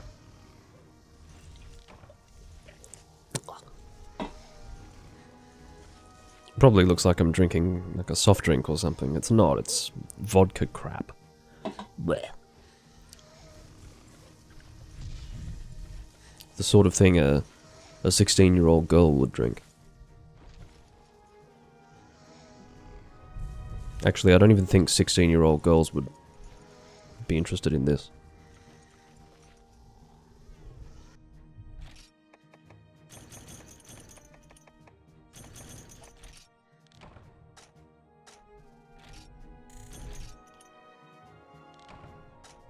It's far too sweet. It's sickly.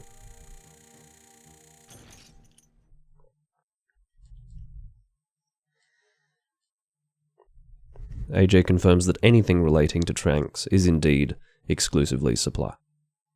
Or a supply item.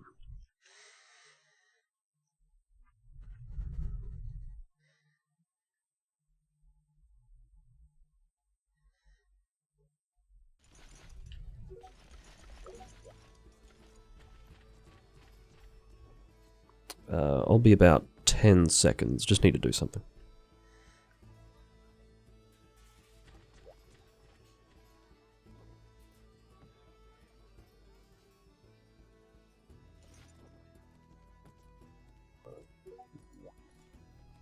I'm back.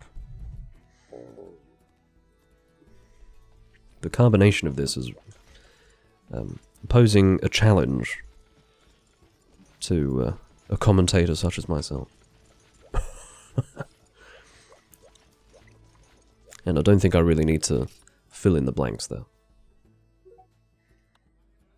Brilliant! It really does work out sometimes, doesn't it? He's going to take a break, which is actually what I was going to request anyway. Alright, so of the weapons that I have, let's do Lao then. Just so that Raiden can... Oh, Raidith, sorry, not Raiden. Just so that Raidith can be on the same page as well. I'm really not too sure what weapon to use. I'm not happy with any of my weapons for use against Lao Shanlong. Just trying to think of what his weaknesses are. Is Lao Shanlong weak to fire at all? I think he is, isn't he? A little bit. Okay. Raidith says, "Go! G-O, go!" What that refers to, I do not know. I'm getting a bit of that light again on me, which bedeviled my last recording. I'm really annoyed by that. I need to find a fix. I need to fucking block this light. It just frustrates me, because it doesn't need to be this way. I would just prefer to have a fucking curtain. Like a proper curtain, instead of a rolling blind. Those things are stupid.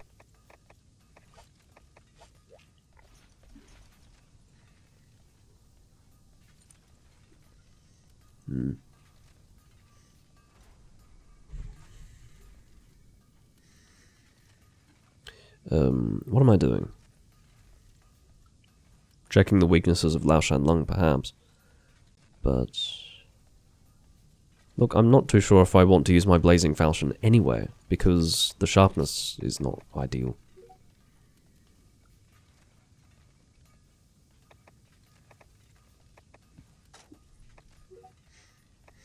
It's interesting. I thought that this was the Plesioth light bowgun. It's not. It's something else. I think it's the Cephadrome bowgun.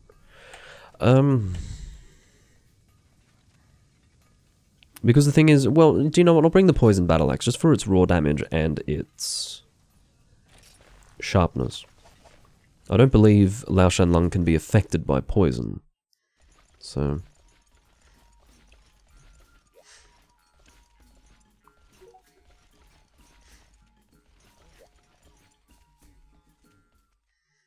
this'll do me.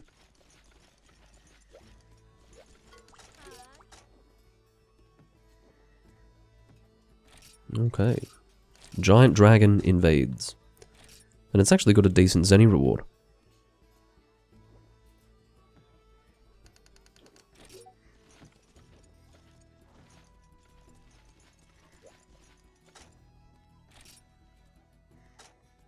Oh yeah, I did say that I would sell the rewards from the last quest, didn't I?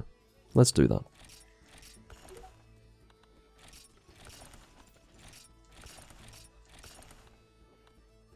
Okay. And these scales as well. It is slow going, isn't it? Might bring some whetstones. I'm just going to fill up. Let's fill up. That way I won't have to worry about whetstones for a while. I guess I'm just trying to conserve my Zenny. Limit my consumption. Profligate spending is not in any way encouraged when you are like me and are focused on forging weapons, and indeed, they are so damn expensive, and indeed, it takes a long time to accumulate the Zenny.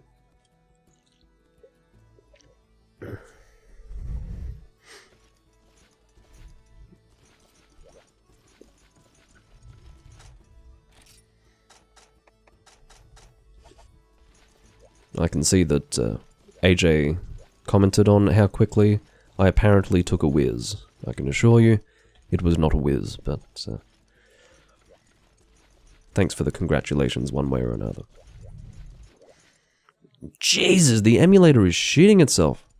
When it, I presume that it relates to... Well, in this case I think it was AJ just entering the tavern. But it's been having issues with people leaving the town as well. Whatever. At least it's not translating to any instability during hunts. That's the most important thing.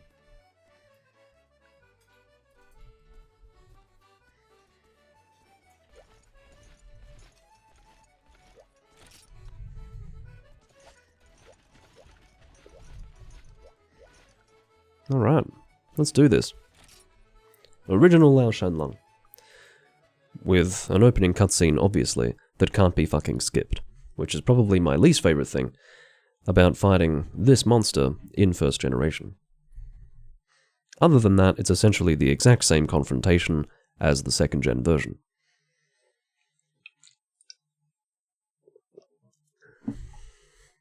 What's so bad about the event? Apparently there's an event, Lao Shanlong, that's really bad. Does he just have an incredible amount of health, or what?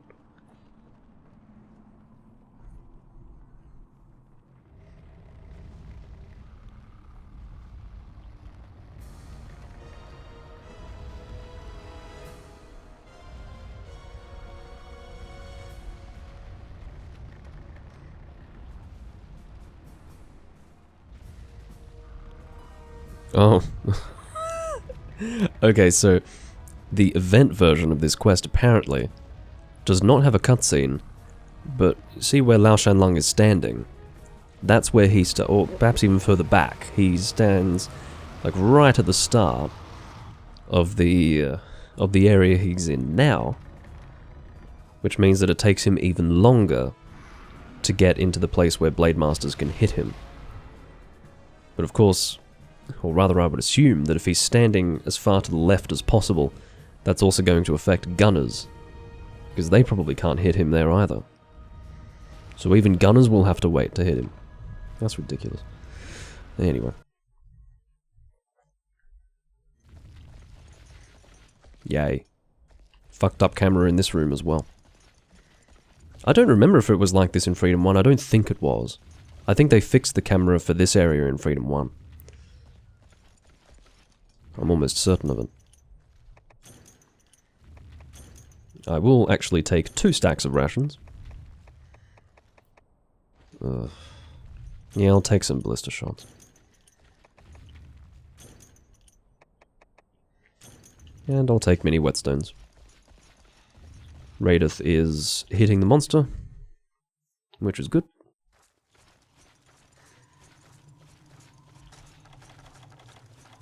And you know what? Speaking of taking a whiz, I will actually do that while we wait for the monster to arrive. It's a pretty constructive use of my time. A lot more constructive than just standing around waiting. That's for sure. I will be back momentarily.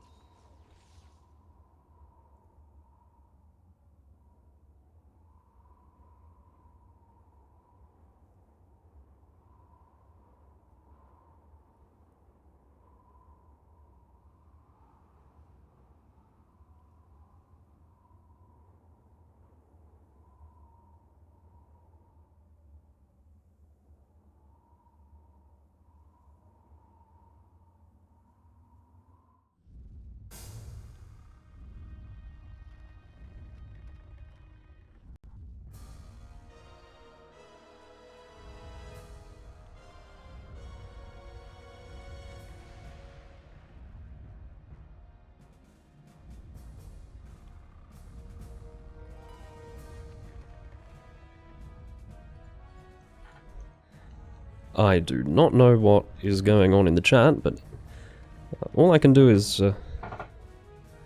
read it. AJ says, what are the rules of bathroom any percent? The butt wipe skips saves so much time, but I don't know if it should be allowed on the leaderboard. Do we really want to have such an in-depth conversation about my bathroom activities? Is this really viewer friendly? By the way, I got another can of reconstituted blueberry juice, sugar, and vodka.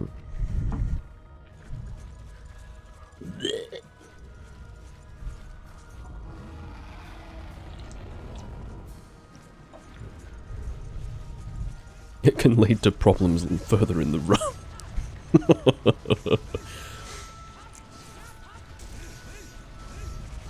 Yes, the word run might actually become quite literal in that case. I could be entirely wrong about this, but I feel like the Lao Shan Lung's head is slightly raised from the ground, a little bit more so than in later games, because I'm using a sword and shield here and I feel like it's barely hitting. I'm probably wrong, I'm probably just never finding myself using a sword and shield against this monster. But yeah, I do have to hit the head. I obviously do prefer to hit the stomach, but I don't think I'm going to be able to reach it with this weapon. I'm already struggling to reach the head, so... But suffice it to say, this was my best choice. I suppose I could have brought a bowgun. I'm just not sure if I would have been able to combine for enough shots to sustain a full Lao Shan Lung hunt.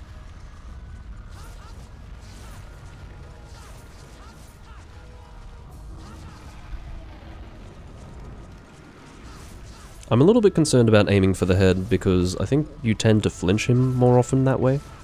which is not always ideal when fighting a Lao Shan Lung.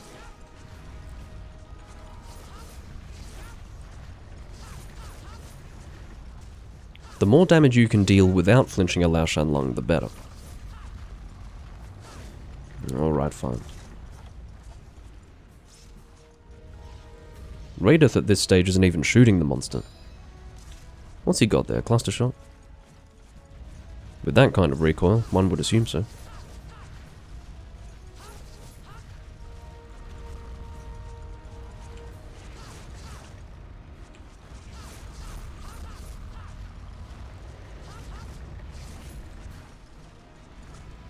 I feel like what I'm hitting is not his head, it's almost like the fat hanging from his neck.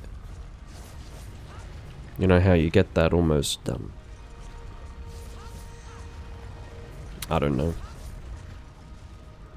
I think some birds have it, don't they? Flab hanging from the neck. It's like I'm hitting that. Either that or this monster has some kind of growth.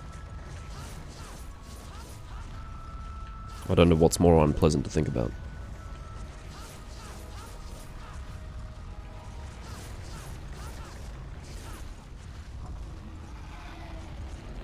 We have broken the horn at least. And I think the face. Is it a double break or is it a single break? I actually don't remember now.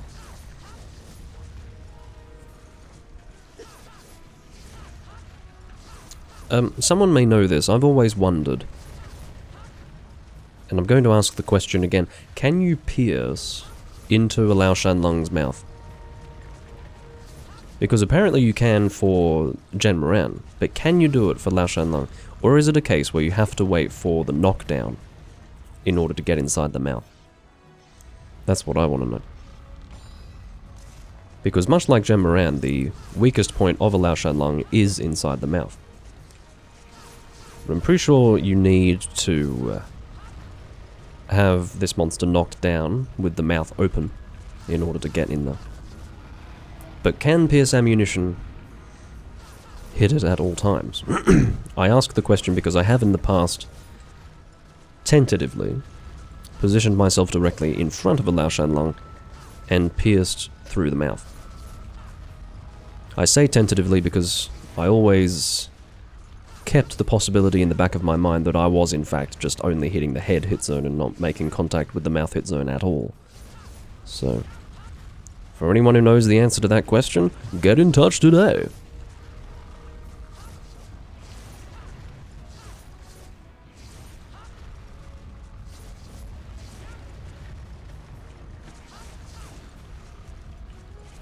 Obviously, for the sake of your sanity, my lovely viewers, I will not do more than one Lao Shan Lung in this recording. One is almost too much, actually, just to be really clear.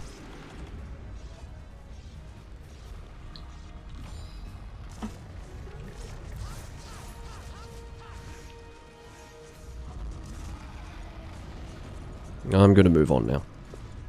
And wait around. It's the most fun you can have in a fight. Well, that was a stupid decision. Not the right time to dive, though.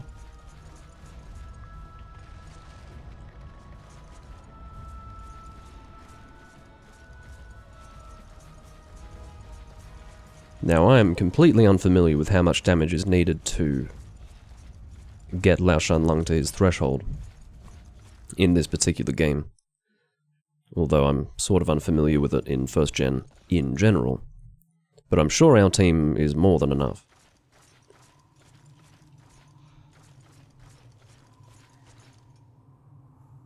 Oh, it's called a wattle. Okay. Yeah, I was actually playing with the thought of, like, calling it cock skin or something like that. I don't know. Cock referring to a rooster, but I thought maybe I would spare you all from the phrase cock skin.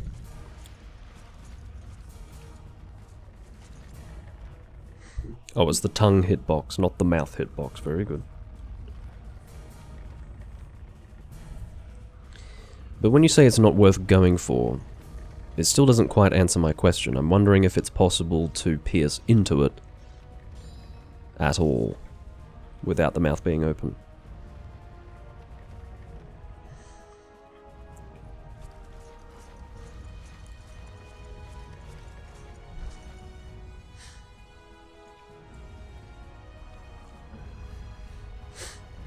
Okay, it may not even be in this game, which is a valid comment. Sorry.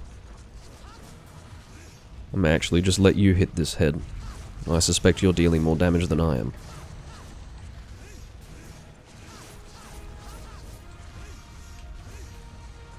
I don't know what that lance is called in this game.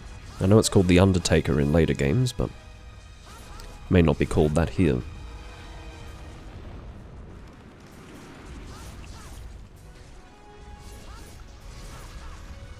AJ, I'm almost certain that it's in 2nd gen.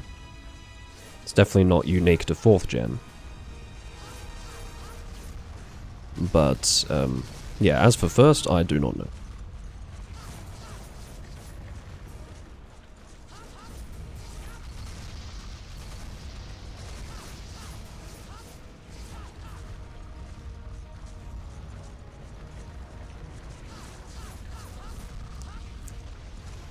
Much more elusive, however, is the body breaks in 1st gen.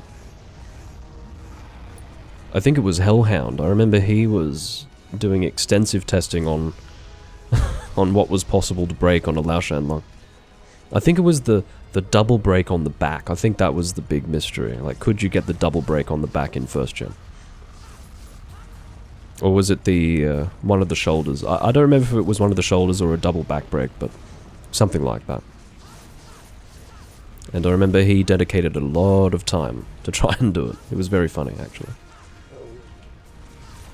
It's probably not kind to respond to it with levity, because I think there was a genuine passion in his heart that led him to do it, but fucking hell. Imagine hunting that much Lao Shan Lung.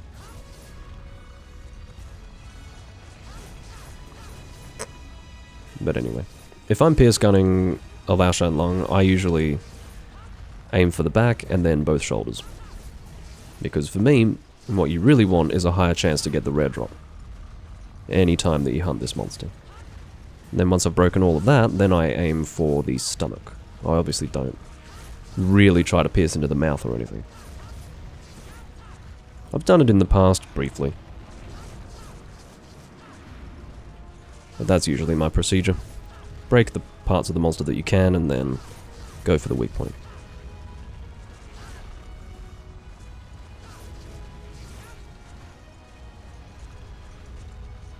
Well, actually, no, maybe... So I think the ideal shot zone on the Lao Shan Lung is in fact the back, but I don't know how critical distance affects that. If you can get better critical distance on the stomach, that may actually be more availing for the gunner. Was able to block that just in time.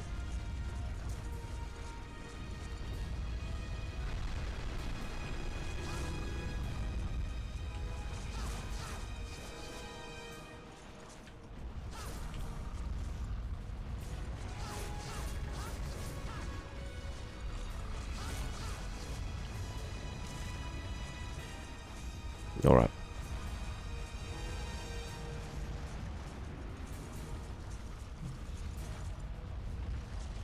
Hopefully I can get out of the way of that tail. It looks like I can.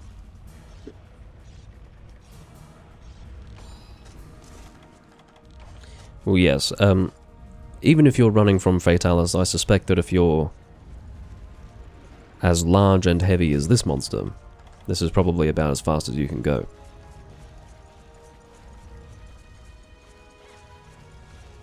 Seeing as though there are a limited number of talking points when fighting a monster this mind-numbingly boring, I might actually mention this point, and it's something that I've discussed before. I was really disappointed that Capcom decided to bring back Lao Shan Lung in Monster Hunter Generations Ultimate. I thought it was such a stupid decision. They were playing into a sort of nostalgia, I would presume, by bringing him back, but the choice to bring him back in the same setting was a missed opportunity, in my opinion. You know, I mean, you can talk about the nostalgia of fighting a Lao Shan but if you'd played first gen and second gen, the sheer number of times you will have fought Lao Shan is breathtaking. Like, for a fight this boring, the number of Lao Shan you will have killed if you played even one game in first gen and one game in second gen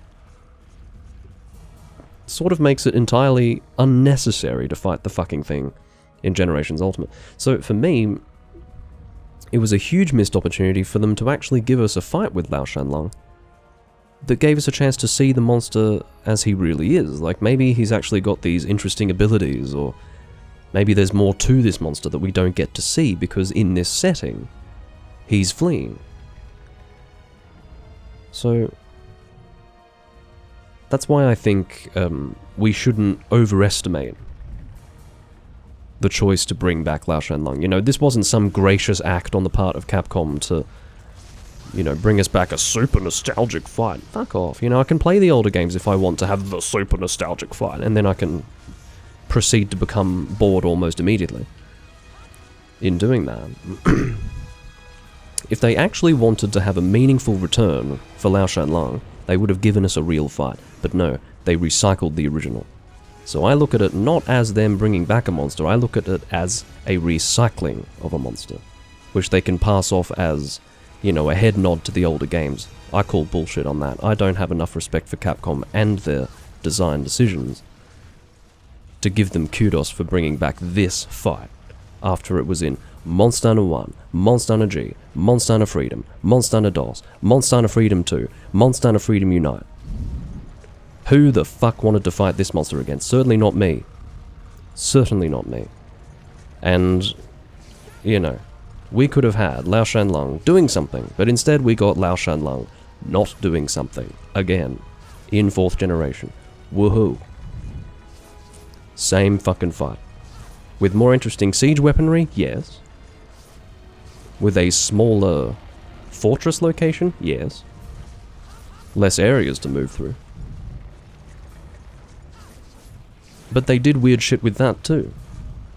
So for example, once it tells you to move to the next area, Lao Shan actually becomes invincible. He no longer takes damage. Like, as soon as you get that message on the screen saying, move to the next area, and he's like lumbering away,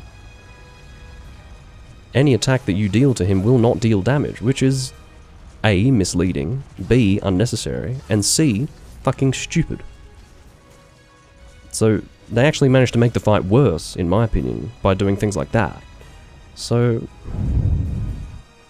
you know, if the monster's there, and I'm hitting it, let me deal the damage. Obviously, I understand from a game design perspective why you would set the monster's health at a threshold, so that he doesn't die in this area, for example.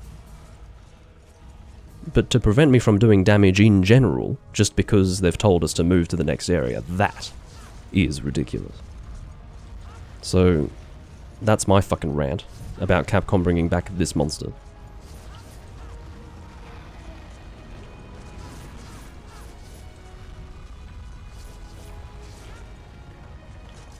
And, yeah.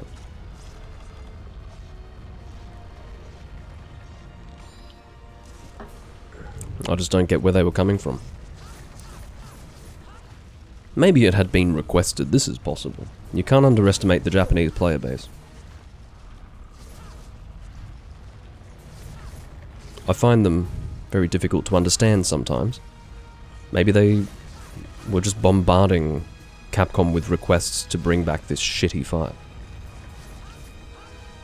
It's mind-numbing. It is a mind-numbing confrontation.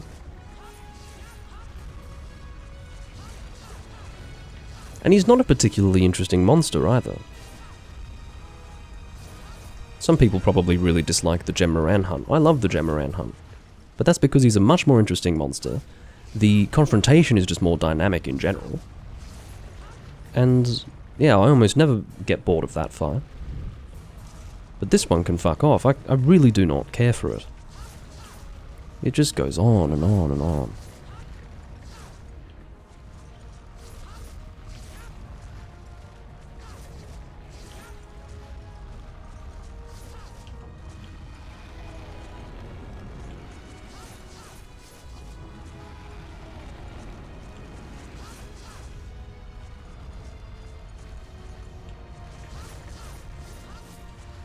I wish this monster could be poisoned.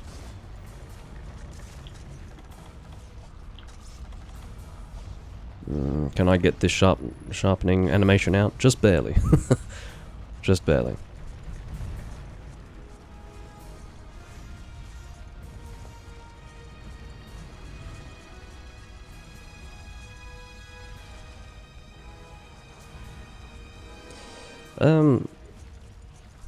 Yeah.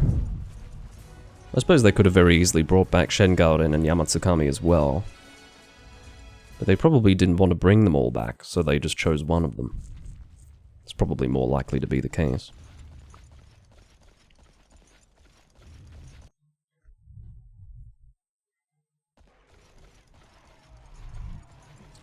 But yeah, I would say that of those three monsters, definitely without a doubt, Lao Shanlong was the worst choice. Because he's been in more games than all of them. So, like, Shengaoren and Yamatsukami are both second-gen monsters. So, they have automatically been in less games.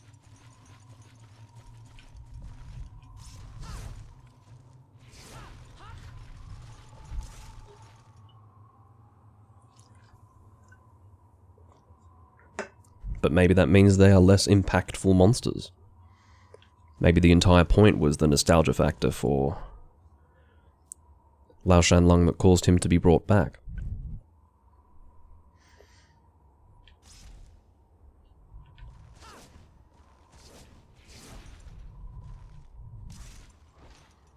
And now we get to wait some more. Should have paintballed him so we could at least see his progress, but that's alright. I do wonder if we've hit the health threshold. We probably have. Depends how effective Radith has been with his bowgun. I haven't been able to see him shoot much. I'm assuming he has been doing that. Well, come to think of it, I have ballista shots as well, don't I? In case we have reached the health threshold, I am a bit hesitant to start shooting him immediately.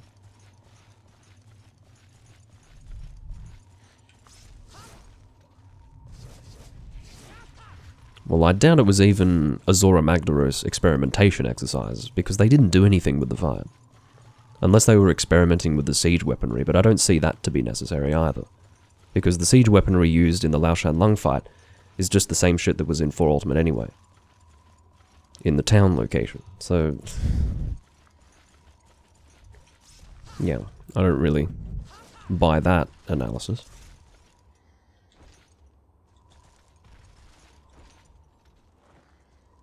And as for Zora Magdaros, I do consider him to be a better fight than Lao Shanlong as well.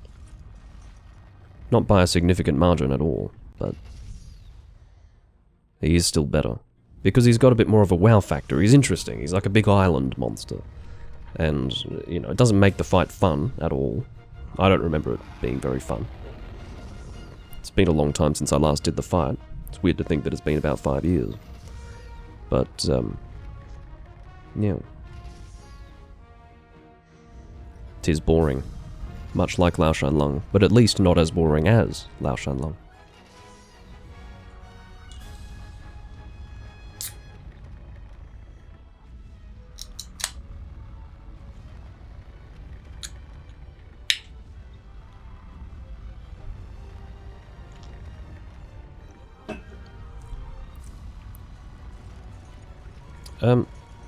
I might not bother with ballista crap.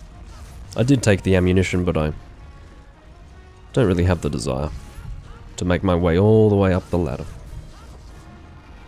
Looks like we haven't hit the health threshold, in case it weren't already obvious. So hopefully soon. Hopefully we will have this monster killed. Sooner rather than later.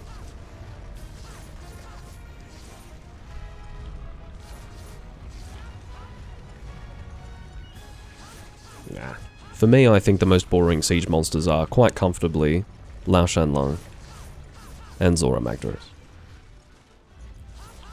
Because I very much enjoy the Jen and Darren fights.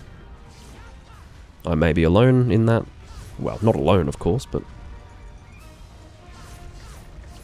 I might not have much common company when it comes to that opinion, but so what? What I don't think is really up for debate. Well, I'll actually make a point on that in a moment, but really, this is obviously a much worse fight than the Jen and Darren fight. Now, in saying that it's not up for debate, that really isn't true. I have actually met... I've said it before, and I'm happy to make this point in the same terms as I did last time. There are actual human beings, I'm talking real people, with feelings and thoughts, that have red blood flowing through their bodies, and breathe the same air that you and I breathe on this earth, who actually prefer Lao Shan Lung to Jen Moran. They do exist. I have spoken to them.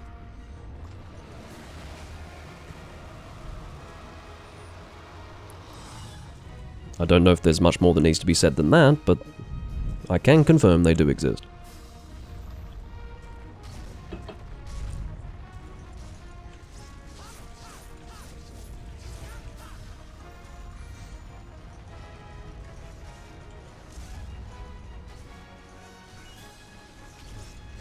Oh, not good.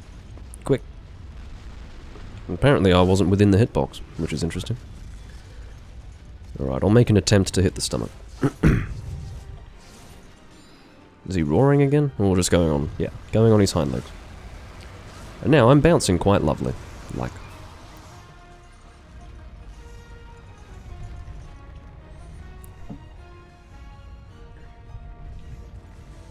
Wonder if I'm bouncing on the feet. I'm not. But I am, however, being hit by them. And I had best stop that. That was a creepy flinching. Radith is pellet gunning a Lao Shan Lung, which is definitely fascinating to watch.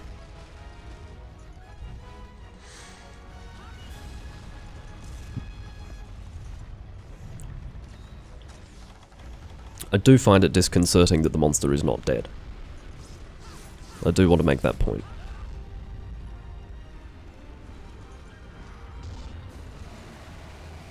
I want to get in position for the stomach. I want to deal some more damage now. Oh, fuck off with your wind pressure. Also, those shadows are really putting me off. Are they supposed to be the shadows for his arms? That's ridiculous. What a joke. What were they thinking? Look at those shadows. Do you know what puts me off about those? Makes me feel like something's about to fall down on top of me. Look at the shadows. Look, I know I should be contributing, but... Okay, very good. Now I need to try and get myself in position to carve. This is going to be difficult. So what I'm doing is I'm trying to head to where the head of the monster will be. I hope I'm in position. Fucking hell. Where am I? Oh, lovely. The head is inside the wall. Okay, where's the body? I can't see shit. This is precious time that I need to get all of my carves, you realise? Fucking hell. Alright. I think this is... No, that's not the head. Where am I? Oh, that's the tail. Shit! This fight is an insult. It really is. Of course the head's in the fucking wall. What an insult.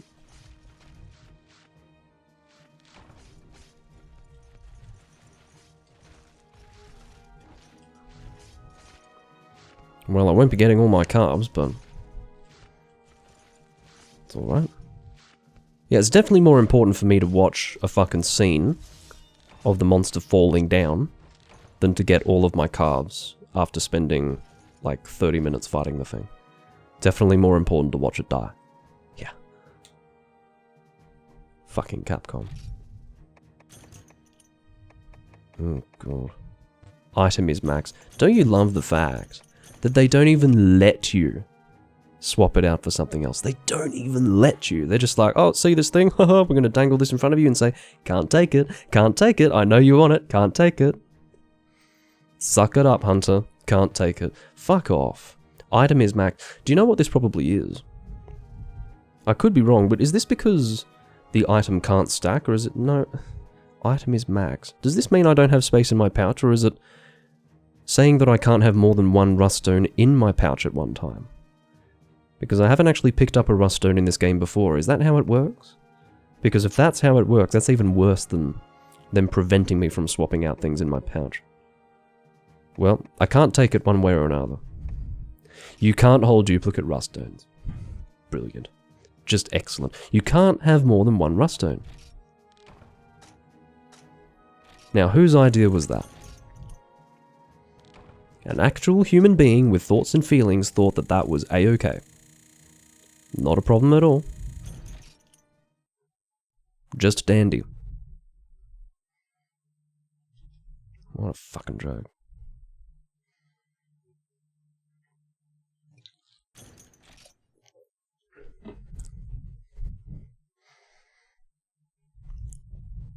So I think you can swap things out of your pouch if you're full. But yeah, apparently you can't have more than one rust stone in your fucking inventory at one time. Why? I've got no idea. I understand that if they do not stack, they would take up 2 spots in your inventory, but to prevent you from having 2 at all is extraordinary. Just absolutely unnecessary. It's needless, and yeah. I mean, I'm allowing myself to become a bit activated by it, but obviously one of the key skills that you develop in playing this game is not to allow yourself to be bestirred by the fucking idiocy of Capcom, but in other words, you just take it on the chin, accept it, play the game. That's the only way to really survive in Monster Hunter 1, but I'm sorry, that is bullshit. And yeah. Fire Dragon Sword. So I don't really want to make this, even though it's quite easy to make. I don't want to make it, I don't think. Well, I say it's easy to make. It's, well, it's only 20,000, Zany, that's not too bad. But I do want to make the other one. I've got a Lao Shan Lung horn. It's actually quite fortunate that I managed to get it. But yeah, I don't think I particularly want it yet. Lao Shan Lung cannon. This, however, is much more attractive.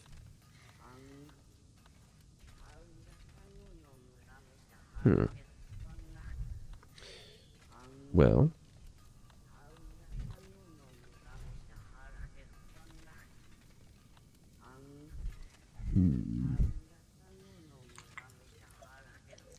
I suppose it functions best as a normal heavy bowgun in this game. Because it was quite good as an elemental gun as well in later games.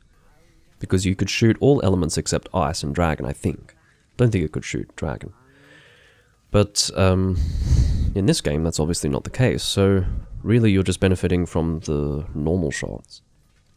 And I suppose the higher level stuff that you're willing to shoot a limited amount of, so like cluster shot level 3, you're obviously not going to be able to reduce the recoil of that. And Crag level 3 if you're so inclined. Now as for disc shot, I had it explained to me once what the hell disc shot is. I don't fucking remember what it is. I don't think it would be an early form of slicing, would it? Disc shot.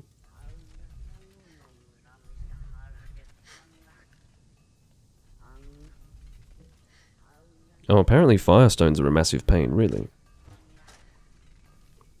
Well, fair enough. This gun requires 3 Rathalos plates. Dear God. The Lao Shan Lung materials are easy to get by comparison. 3 Rathalos plates. Well, you better fucking really want this heavy bowgun. Far out. Look at that. That really is exceptional. 3 plates for 1 weapon. You better really want it. You're not just forging it for fun, you're forging it because you really want it.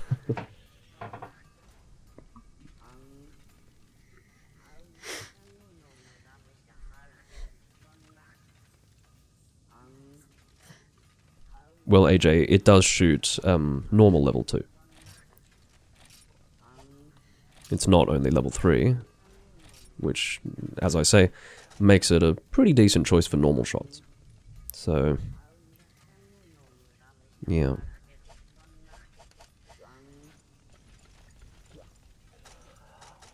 What am I doing with myself? So, my HRP at the moment is, well, thanks to having done that quest, actually, pretty close to getting me to HR 13, you get 1000 HRP every single time you clear the Lao Shan Lung quest. So, interestingly, I am technically only 2 quests away from getting to the HRP threshold. But I don't want to do 2 more Lao Shan Lung quests, you see. I'd rather do other quests, so I will hold off for now on doing that. Ruststone, so let's get that appraised now. Requires 1000 zenny. Let's see what we get. You reckon we'll get something good? Everyone cross your fingers.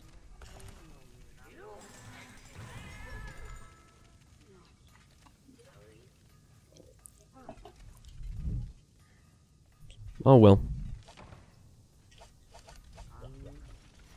Might just sell that actually. Where did it go? It went here. Iron sword. Thanks for the money.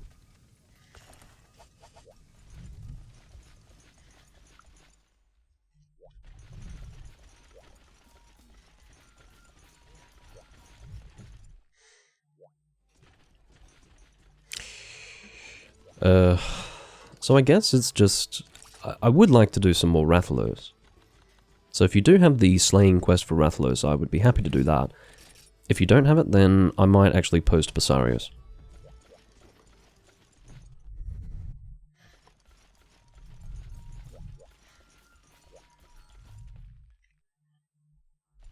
I'm in a little bit of a Basarios mood.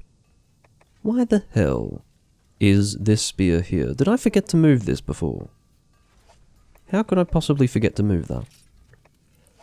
Arrange, please. You go right there. Or go there, yeah. Do you think that I forgot to move that before? Or do you think the iron sword kicked it out of its place? I don't know at this point. I might be going crazy.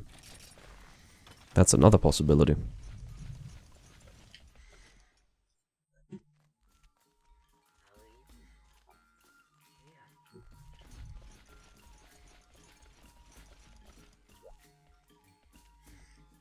Do you think it's worth me trying to shift my position so that I have less light on me? I think it is. I might be able to make it work. I'm not sure, like... Yeah, so that is a slight improvement, although it is slight.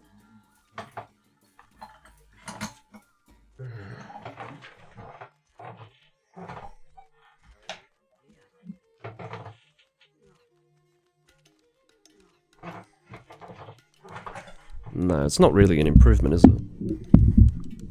Not really.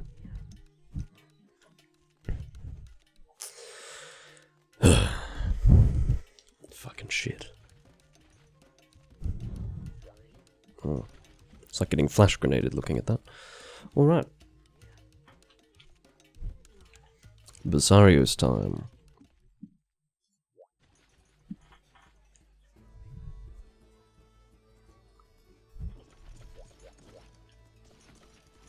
Looks like AJ does not have the slaying quest for Rathalos. Seriously, that quest is difficult to find. I don't know why it's so hard to find. Maybe it's in 4-star and I don't actually have access to it, but I thought that I did. I'm quite sure that it's one of the key quests, but perhaps not. I'm already down. Apparently I used 6 whetstones in the last quest, or in the last few. I can't believe that I got through that many whetstones. How did that happen? Whatever.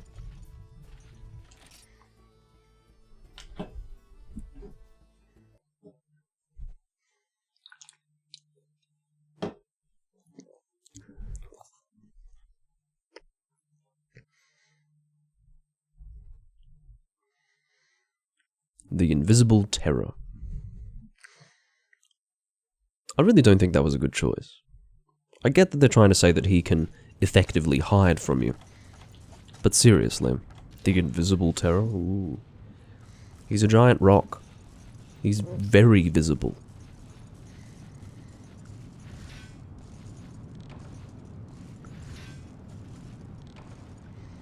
It doesn't get more conspicuous than a giant rock. But apparently he's the Invisible Terror. Alright, I'm going to pray for some Firestones. I shouldn't have prayed for Firestones in that moment, because I probably would have gotten them. In fact, if AJ hadn't told me how difficult Firestones were to get, I probably would have gotten a whole lot of them.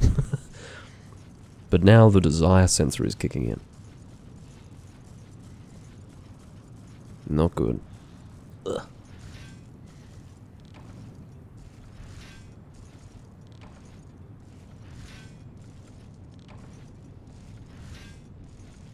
I actually don't have a gathering set in this game. I really should get one. Now, a human being, under normal circumstances, would actually burn to a fucking cinder quite some time before they got this close to the to this hellscape before us. But anyway, let us not forget that the hunter is not a normal human. Now, I did actually have a Farcaster in my inventory at one time, but off camera I think it was, I used it accidentally, and then I forgot to put it back in my box.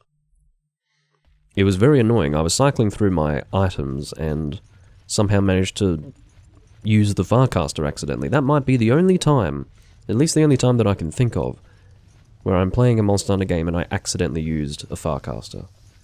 I can assure you that if you're in mid-confrontation and you unintentionally return to camp, that can be extremely annoying. About as annoying as dying, because that obviously has the same effect, but yeah. Oh, he says you can only get them in high rank. Well, that makes sense. I keep forgetting that I'm not in high rank. I do have to be honest with that. Just, the ranks are so unclear. Because star level actually dictates more things here in this level of Monster Hunter than rank. Or at least, in addition to rank, it does make a difference.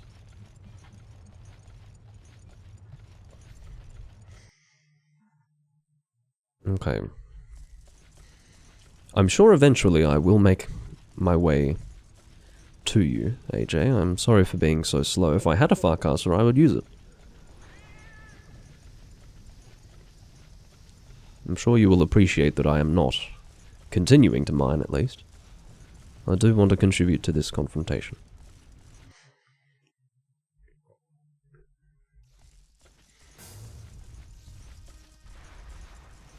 Am I getting issues with my analog stick? Let's not worry about it too much. Yeah, see, I've got a dead zone in my analog stick already. It's about there. How fucking stupid is that? I'm not going to worry too much about it, but it does frustrate me that I can spend, what was it? About 75 Australian dollars on a genuine DualShock 4 controller, and within, what's it been, like 6 months? Within about 6 months,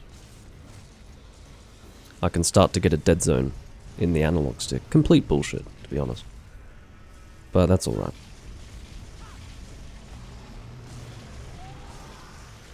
It matches up with the experience that I had with my first DualShock 4 controller, so I shouldn't be that surprised. It is, however, very frustrating.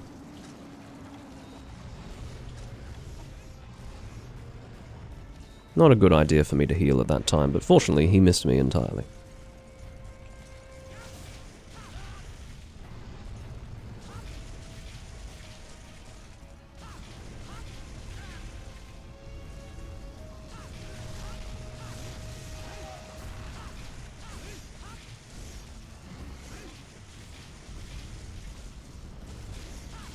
Basarios is a bit of a sponge.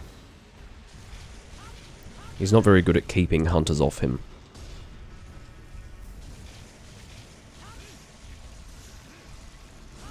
I feel bad for him, really.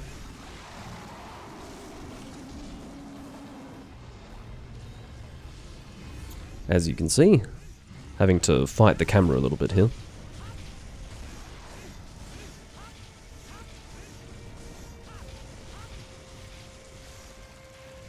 Oh god.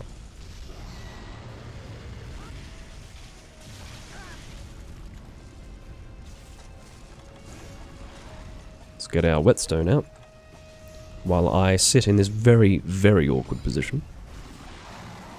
Ugh. This is great. Can barely see what's going on.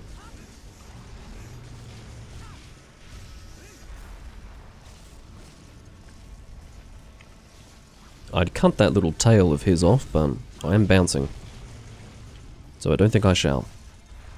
I assume that you can cut the tail off in this game. It's just very funny when it happens, because it's such a little piece of the tail. He almost wouldn't notice that it was gone. I suppose he'd notice the sensation of it being severed. One would assume that it would hurt. But yeah, such a tiny little piece.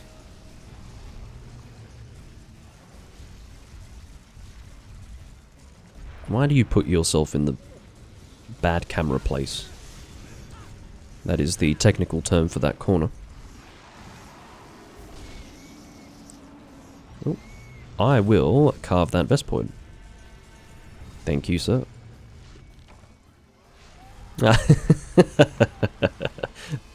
There it is. Nicely done. That Vespoid saved me. Thanks for that.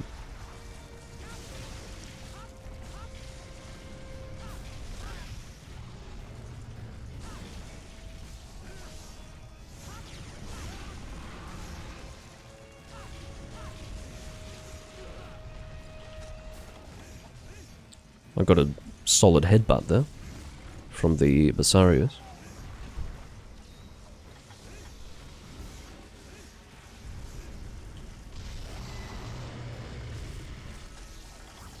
Do not have any stamina recovery items, which will surprise precisely nobody. But anyway, this quest shouldn't last long enough for that to be too much of an inconvenience.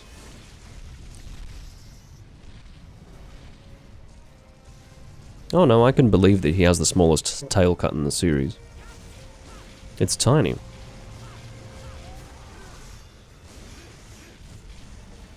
I mean, I'm obviously familiar enough with the series to know that myself, but yeah.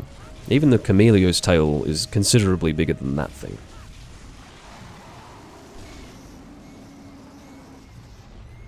I think that was another Vespoid. I actually consider this to be a much more enjoyable way of getting Vespoid stuff. Got some monster fluid. Keep in mind, that is still 5,000 Zenny when you can buy it. Oh, Jesus. I'm sure that wasn't intentional, AJ, but I did just get, like, a sensation. It was quite sudden, but it was akin to that of a volcano exploding inside me. In emotional terms. I'm just glad that I was able to carve the Vespoid there before it disappeared.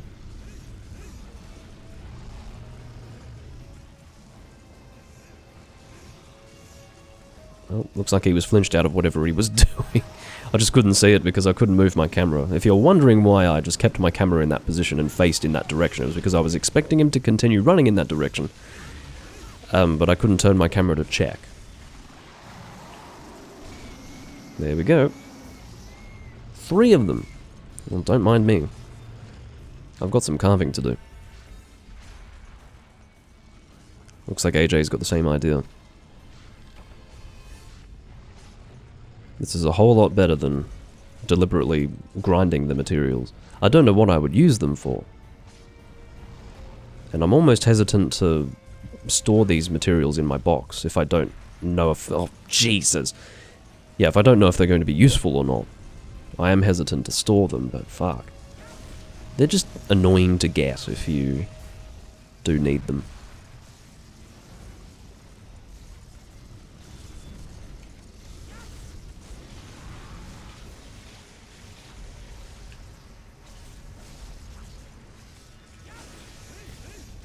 Oh, I do need to sharpen up.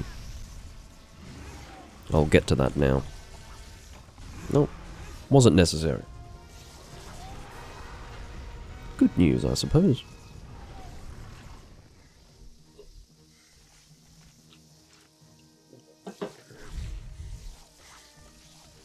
I think I'll do one more quest after this. Oh, fuck off.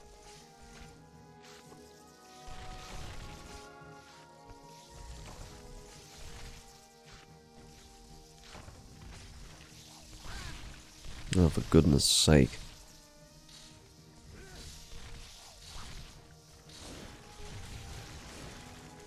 Alright. I'm really not opposed to carving Macalite ore from this monster. I probably don't have much of it. Just saves me the trouble of having to mine it, I suppose.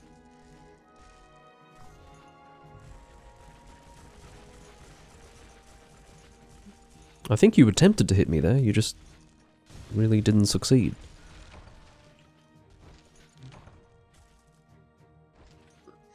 It was almost the most lenient hitbox ever. Alright, what have we got? More Macalite ore. I've probably got enough bone husks.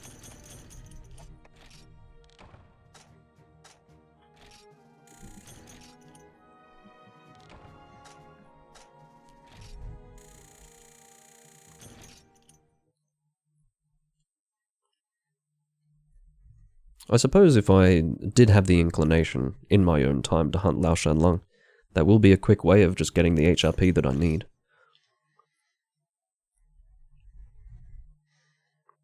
And besides, I do need Lao Shan Lung materials.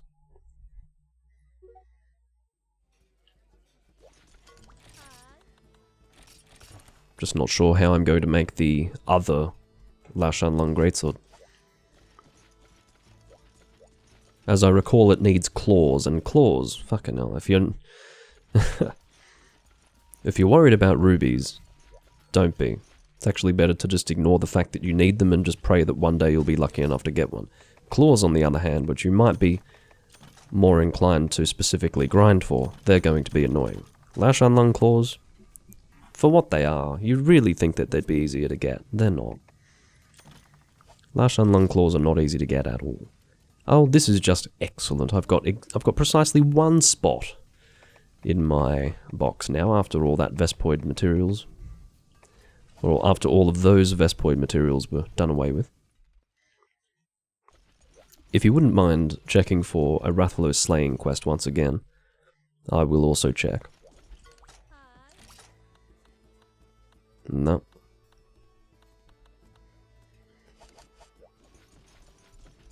Well, what can we do then?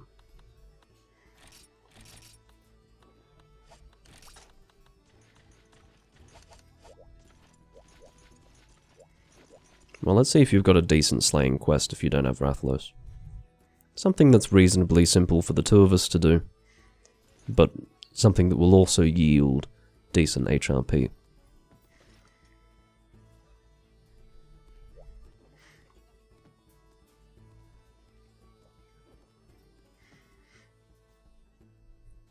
Let's do Rathian. I'm not really in a Gravios mood after that Basarios.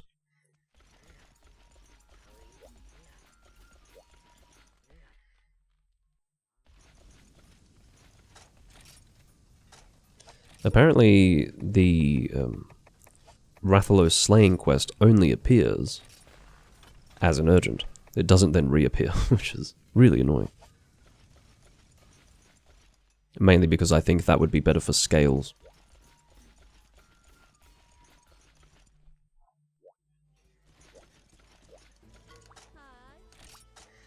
What is the current event quest? Capture a Yiankutku. That sounds miserable. But yeah, I'm set up for Rathian, so we'll do that.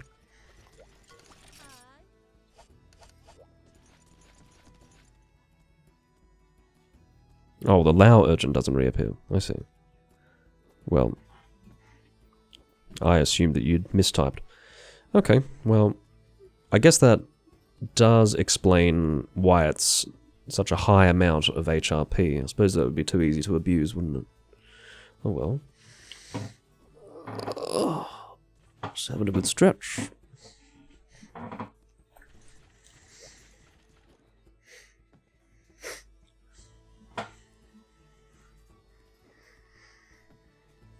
I suppose it makes it more auspicious if it's an event-only monster or urgent only. Makes sense. Okay. Because if you think about it, it makes it more, or the story becomes more pertinent that way because, you know, village is under attack, and if it's only an occasional thing that you can do either as an urgent quest or as an event quest, it aligns well with that story that's being told.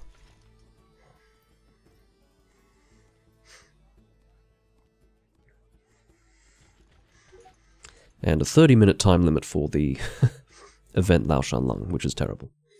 Because if you think about it, that point, in conjunction with what you mentioned earlier, with the monster all the way in the back of the very first area that it starts in, means that you not only have less time to clear the quest than usual due to the time limit, but you also have to wait for longer for the monster to come. So I would say it's almost essential that you bring a gun for that quest. What a miserable arrangement.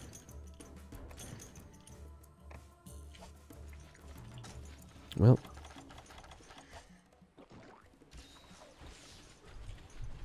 is what it is.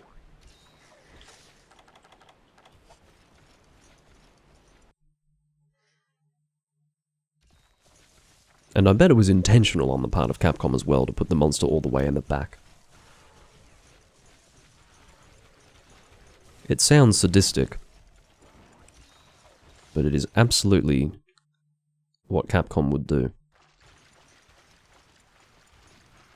I just think of all those middle-aged Japanese men sitting around that table, rubbing their hands with glee as they consider how to fuck us over.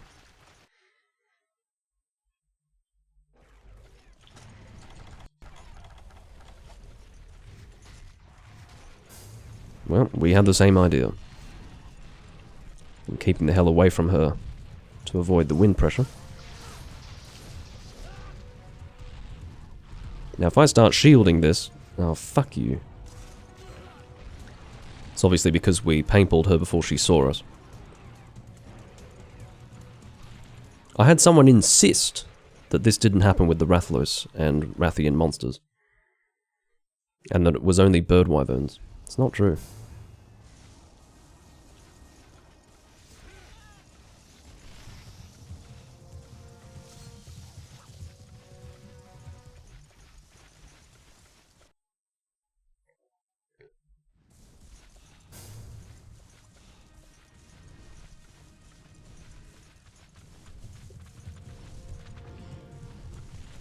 Just positioning myself to get the head here.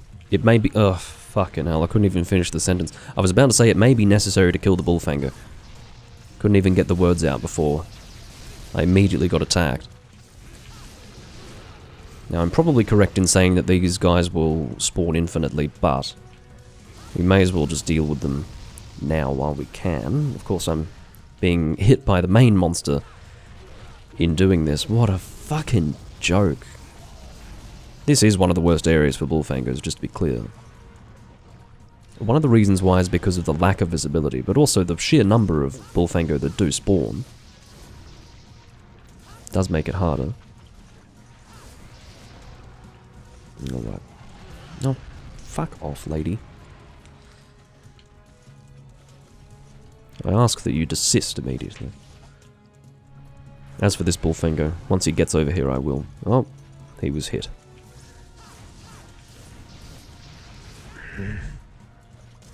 Excellent. He is now dead. See what I mean about lack of visibility in this area? It's really bad. Again, I'm sure it was a wonderful idea that was circulated at that meeting. That table that I imagine, filled with middle-aged Japanese men making the decisions about this game.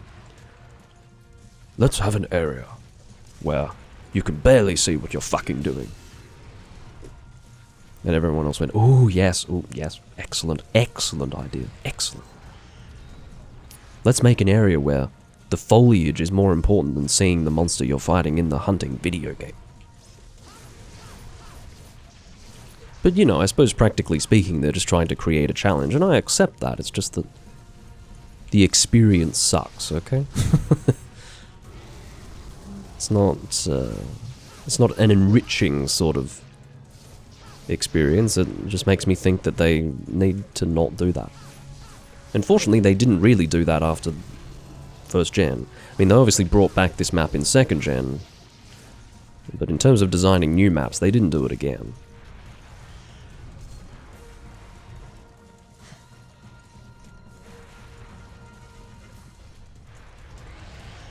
It actually gives you minor eye strain, particularly with this Rathian who actually blends in. Oh, for goodness sake.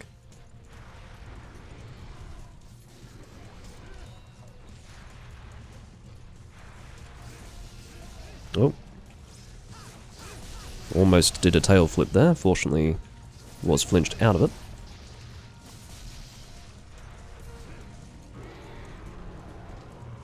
I can see that AJ is using the Rust Sword and Shield, very good.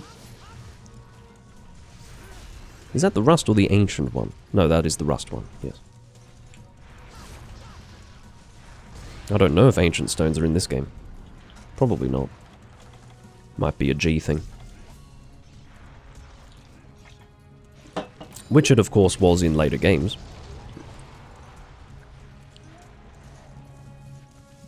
Just tends to be a mistake to make assumptions about this game based on the information that you've gleaned from later games.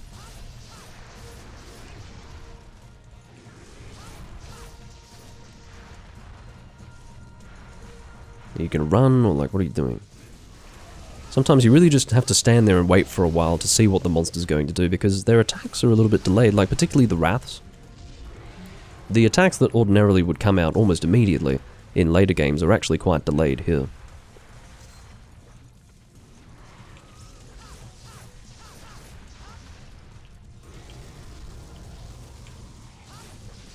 I have paranoia about Rathian going into a tail flip after the triple fireball, but I think that is a G rank only thing. Or perhaps a Freedom Unite only thing. Obviously, games after that did it as well, but I suppose what I mean to say is that it wasn't until Freedom Unite that it happened.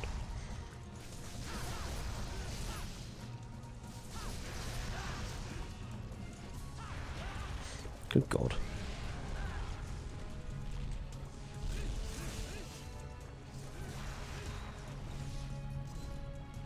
Is she leaving? Yes. Now where's that tail? There it is. I was expecting it to be difficult to find.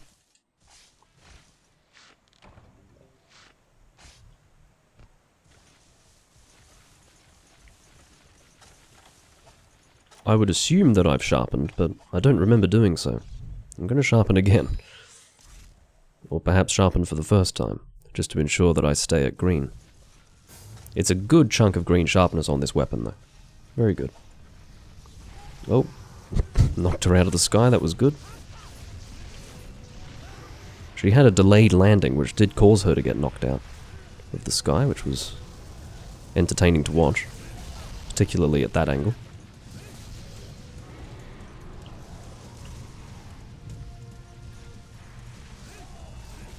Good flinch. Well, I was pressing, or rather moving my right analog stick to attack, but none of it registered, unfortunately.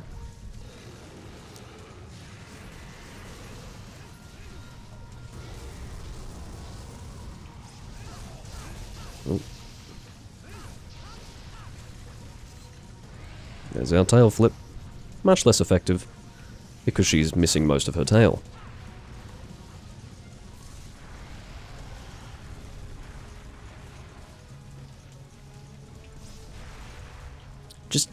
That's one of the things that I do find myself getting frustrated with when I return to older Monster Hunter, when I become used to 3rd and 4th generation.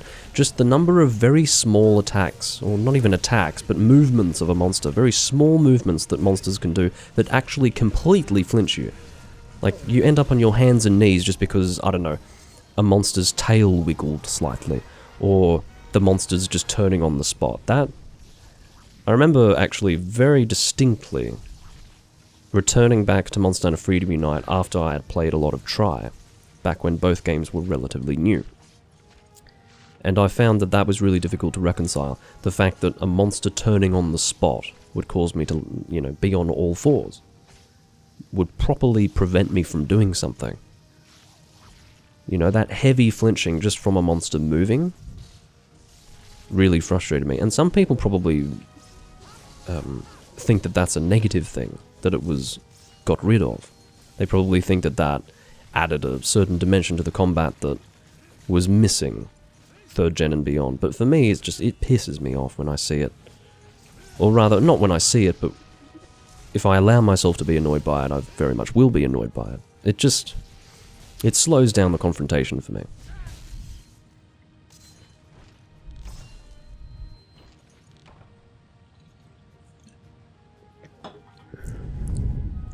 Much less prevalent after 2nd generation.